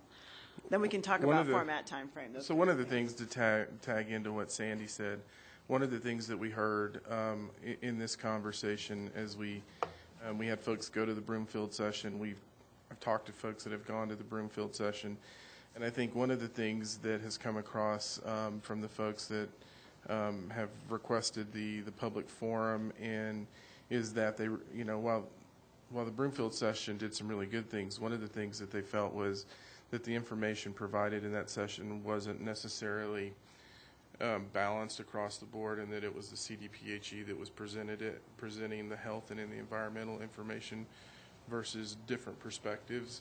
And so one of the questions that came up was, could we look at, working and have a balanced perspective from different experts so that provide information to the community so they could make their own informed decisions based on the information that's provided. So that was something that came forward. Councilmember Bailey. Thank you, Mayor Coombs. I think that I think the whole purpose is there are certain concerned citizens that want answers. I think that Councilmember Peck provided us an agenda that, in reviewing it at break, I thought was very well written, and I think that it addresses all the concerns that I've heard over the last couple months as people ask for one. They want to know the recent history of the oil and gas in Longmont, a recap. They want to know what the current rules and regs are. They want to know the maps and current agreements as to where the drilling is going to occur. They want to know what the future of oil and gas is going to be around Longmont. And they want to hear some panelists that arguably, good or bad, supports their views. And then they want their questions answered that they submitted. At least a few citizens submitted questions, and it seems that group wants the answers. And they want the opportunity to ask additional questions and interact with staff. And I think that this agenda outlines the purpose and the process quite well. And so I make it a 2-hour meeting, follow this as a roadmap for preparing, and I think that's a great idea. I just have to caution people, though, that, this is great, have this forum, but there's going to be questions that staff can't answer, and there might not be, the person there that can answer it, and some of the questions can't be answered. I mean, they're just, debatable. That being said, the outcome, if the outcome of this was to direct us to not honor our master contract, then, I wouldn't be for it. But I think the outcome, the purpose for this is to educate the public on what we have in place and that we're doing everything we can to protect them. And, some good things come out of that. And, and there has been advances in technology and leak detection and things like that. And I think we're dealing with a better operator now than what we had before. So I'm fine with this agenda. So what I can say is I think Sandy and I had some conversations this morning, and actually this is very similar to what we were going to talk about with you all. I think there are a couple of questions that I would have in terms of, the facilitator. I didn't know who set this down, and then when I found out, I talked to Councilmember Peck about these are both good facilitators. That may be something that Sandy and I talked about, that we'll have to check schedules, but having Sandy facilitate, and it may be a joint effort of facilitators. Right. The one question is where it says, get a current state of oil and gas briefing from staff, and it says no at the bottom.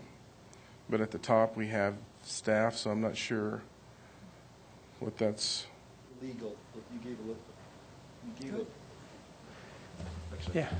gave a legal presentation. I don't think that people need to hear again already. Right. Yeah, and so sort of what we talked about is really the oil and gas is really just talking about the final decision of the Supreme Court and sort of, quickly lining out what that means. That's what we were talking about, at least the two of us. It should be very short presentations at the beginning, just to get everyone grounded in the same basic information. Because really, if the purpose of the forum is to ask questions and answer questions, that should be the main section. Councilmember Santos? Oh, she dropped off. Sorry, I dropped out too. Okay, how about everybody drop off and let Gabe know next, because he was actually in the queue next. Councilmember Santos. Thank you for the courtesy. I'm still trying to figure out what the purpose of this forum.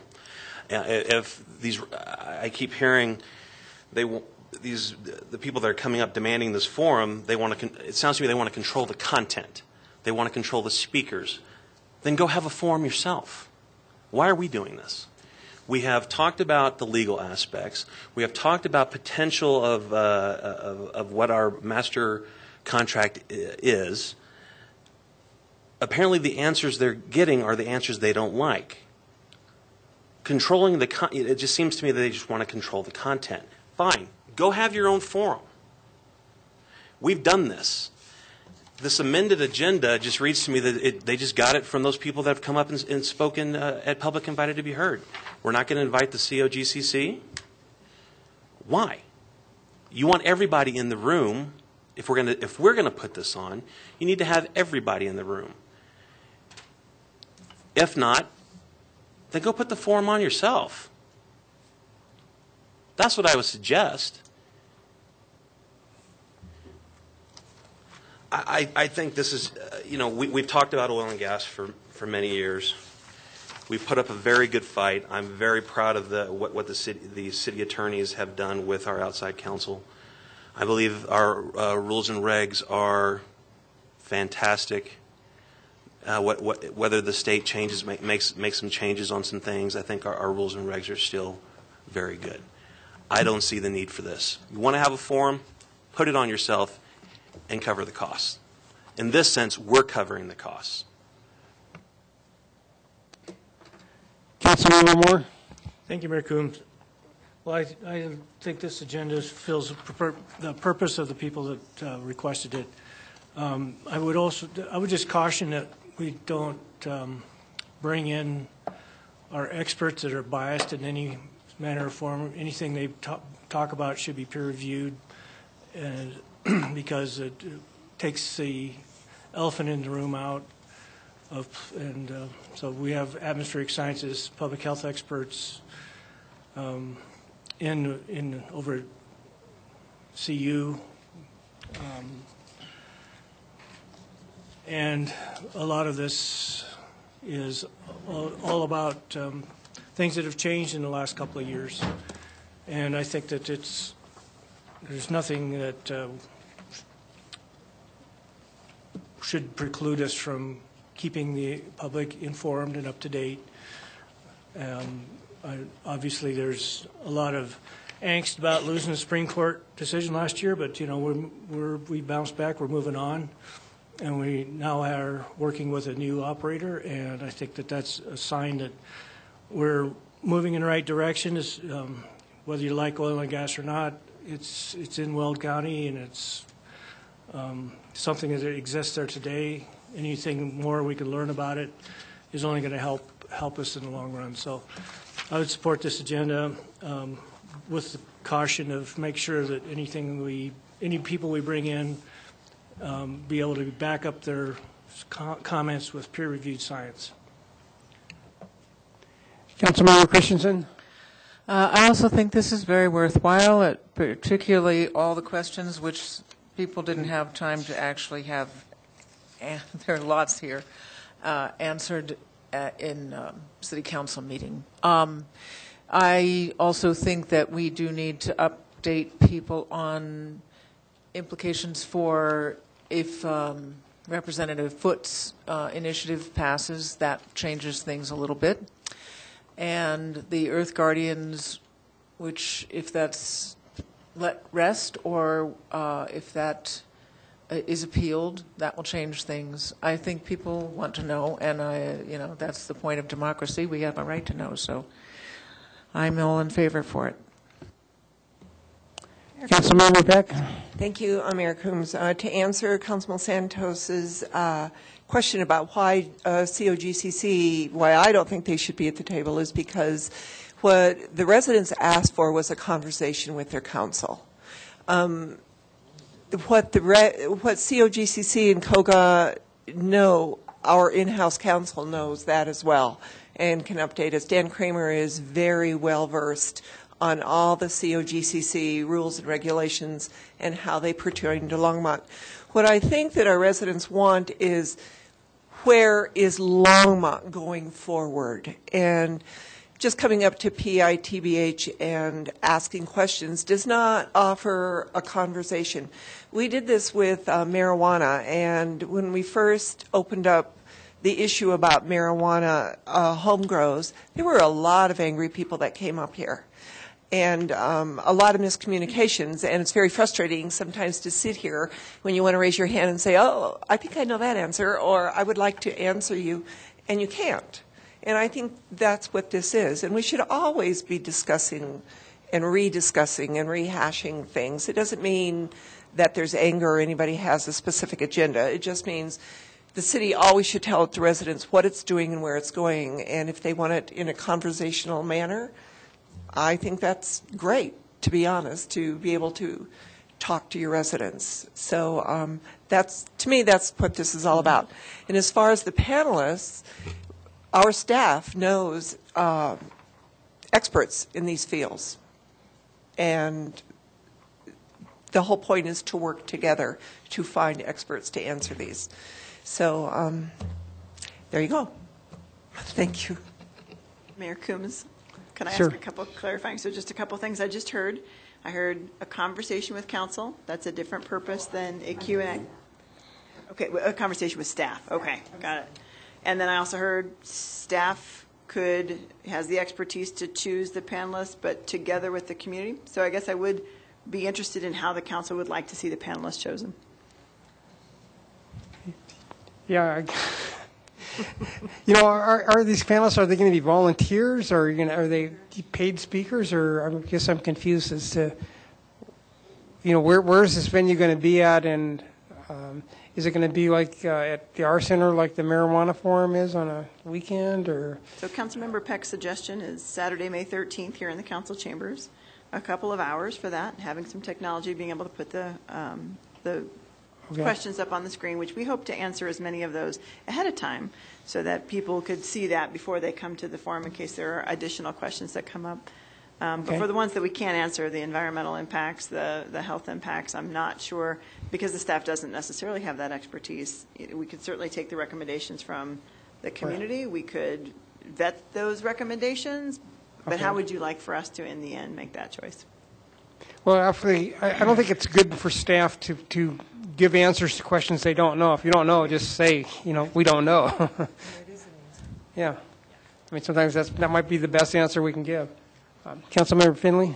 Thank you, Mayor Coombs. So just going down this amended agenda, I'm okay with Dennis doing the welcome. I think you guys can pick a facilitator. Anybody you pick will be fine with me. The history with Dan Kramer, the rules with Brian Schumacher, the landscape today is fine. Future of oil and gas resources in Longmont is fine. This panel I have a problem with because I don't think you can pick a panel it would be difficult to pick a panel that everyone would agree is fair.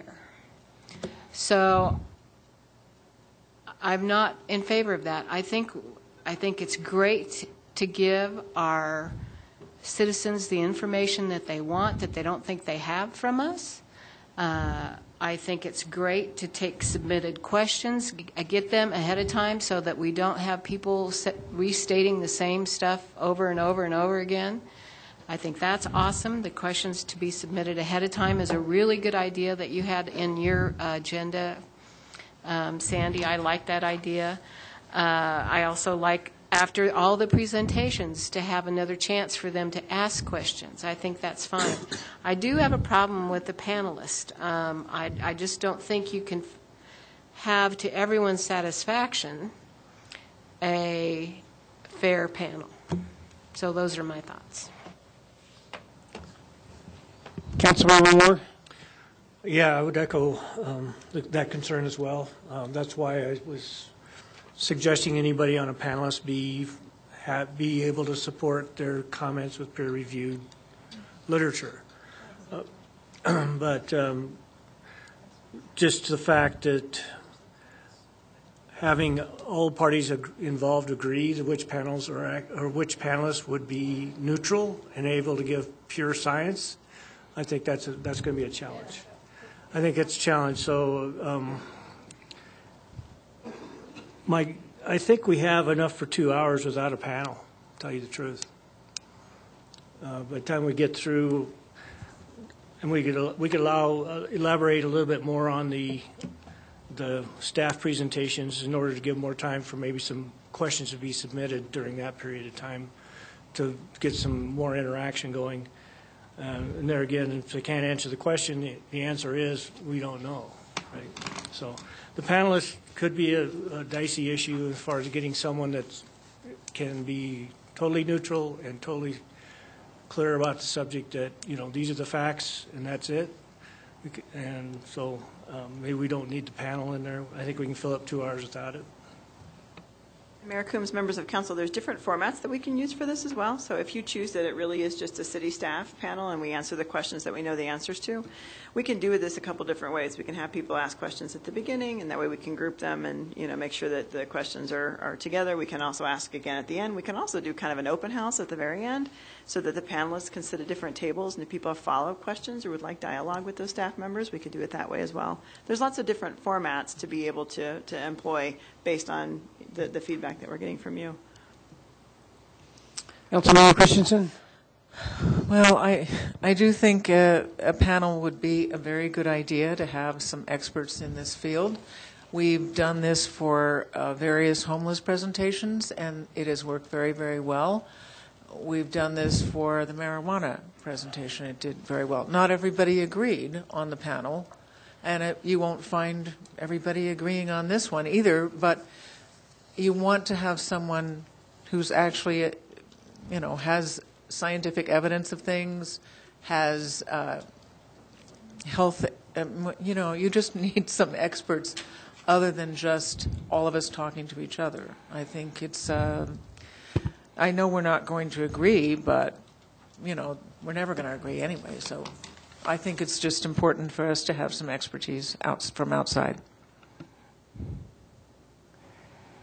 Sounds like everything else on the agenda works for everybody in general, except for that piece. So I would love direction on staff-only panel, or something else would be great. Well, maybe there's a compromise.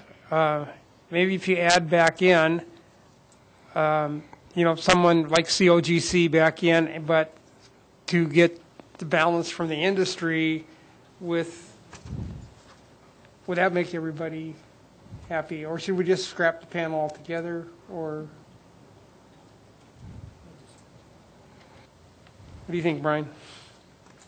I think that.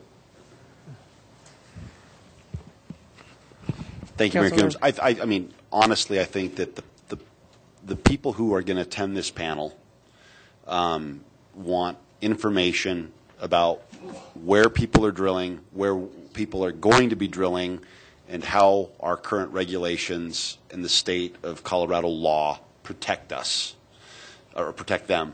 And I think that the panel, they want to hear industry experts that promote their own view, or else so you either don't have panelists or you give them the panelists they want. This is a forum for those people who are requesting the forum, and it's not the oil and gas industry. It's not people who are pro oil and gas. I mean, it's that's what they want. And so I don't think that this should be a debate. I don't think that this should be this is what they want. So 2 hours of an opportunity to come together and rub shoulders with each other and, fine, learn about, how their health can be impacted. Go nuts. That's what I think. I guess I kind of agreed. Probably add something to have some panelists. Councilmember Santos. Thank you, Mayor Coombs. Well, Councilmember Bagley has said what I stated. We've done this. It's just these people want to, again, they're going to argue. Go and have a forum. Put it on. Get some sponsors. Get the people you like. I'm talking to you, Michael. Find the people you want. Get the answers you want. We've given the presentation, what we're doing, how we're going about it. Whether Mike Foot's bill passes or not, and I hope it does. That's a conversation for a later date here at council. Members of the public have our email addresses. They know how to reach us to contact us for meetings, one-on-one or two of us together, not to violate the sunset law. Coffee with council. We've done this. I guess we're going to do it again. Which, in that case, then let's start. And part of this is, I think it's a lack of, and probably I should have made this point at the retreat, the lack of a council work plan. So we know what we're doing throughout the year, because what happens is, somebody comes up with this idea, somebody comes up with that idea. And that's great for the 7 of us. Yeah, I think we should do this. Yeah, I think we should do that. But when it comes to implementation, city managers got to implement it to staff who are already busy doing their regular jobs, and they get sidetracked with all these other side projects. So I would caution council about side projects going forward. Councilmember Bagley. Thank you, Mayor Coombs. I mean, I'm not looking at this as a council. I don't plan on going to the. I mean, it's for. I look at this as, sorry, staff, council prerogative. Prepare the 2 hours and enjoy, and send me an email how it went. I mean, I know what you're going to say. I know the status. My questions have already been answered. I look at this as more of a community info session slash fun time for those people who enjoy this topic, or who get angry about this topic but enjoy being angry about the topic. So I mean, I look at it that way, and so I guess my only advice is, again, I think follow Councilmember Peck's outline, do the best you can, have some panelists, use your best judgment, keep it to 2 hours, don't waste city staff time, resources, or money in doing this, streamline it, make it effective, and answer the questions that have been posed.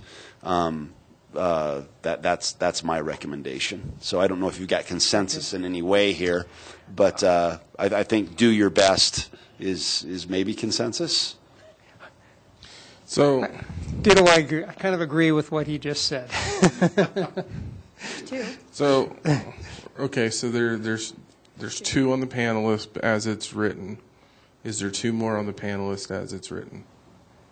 I see Councilmember Bagley and I see Mayor Coombs saying the panelist as it's written on this sheet. Are there two more council members saying the panelist as it's written on this sheet? Your agenda, John.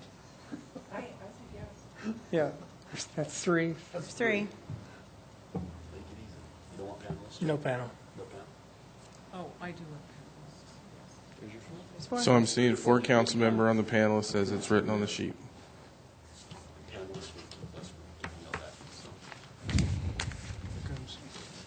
I think that was the lingering question. What I'll also say, too, is a couple of things that we were talking about in terms of the agenda is, the 10-minute break so residents can write and submit questions. What Sandy and I were actually thinking about is actually using the sticky walls and so folks can put it, and then as we aggregate those into similar questions, folks actually see how we're aggregating them so it's transparent. One of the things that we talked about is, as we're looking at the timeline, is maybe having a time where we pull folks off and it's more time to have individual conversations with the staff and the folks that are there regarding more specific issues. So there's some things that we may want to make a recommendation in terms of adjusting this so we can answer questions that may be more specific than as we answer them generally as we start aggregating them. Yeah. Okay. Yeah. Councilmember. So we're having panels. There's no way you can put together a panel that's going to work because of this reason. Everybody has their bias. You can put industry panelists on there, and you can put people that are against developing resources on the same panel, and there's really nothing but a waste of time because that's my reason for opposing the panels, because there is no way to really get an objective panel put together in this particular industry. You can say, well, you didn't have anybody from the COGCC. Well, okay.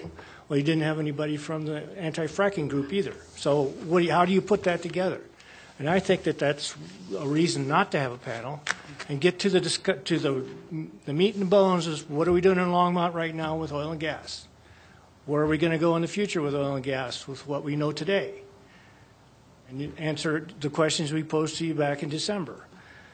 And otherwise, this panel thing is just a time sink. And I think you have enough here for 2 hours anyway. And with or without a panel, you're going to fill up more than 2 hours. And that was my reasoning behind the panels. You can't put together an objective panelist unless you are from one side or the other. And then I like that panel, and I don't like that panel. So it doesn't serve the purpose of informing our constituents about what our current rules and regulations, how they work, and how they can work in our landscape today, and what's being developed, where can they develop. Future of oil and gas is part of that. Those were in the questions that were submitted originally, and the panelist part of this was not part of that. So that's why I'm opposed to panels.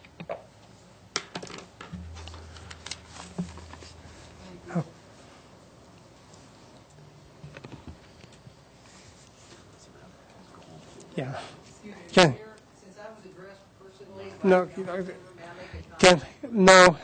Not until in public invited. No, there's no more public invited. Councilmember Christensen.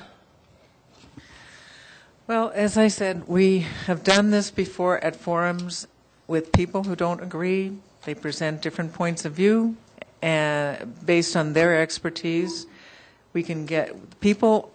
If you look at the list of questions that people have, they are basically about health, safety, and property. I think we can find people in those fields close to where we are who understand how to present those ideas to, and just, briefly give their little spiel on those issues. Then they can be asked these questions. And I mean, this is exactly what we did at the marijuana forum.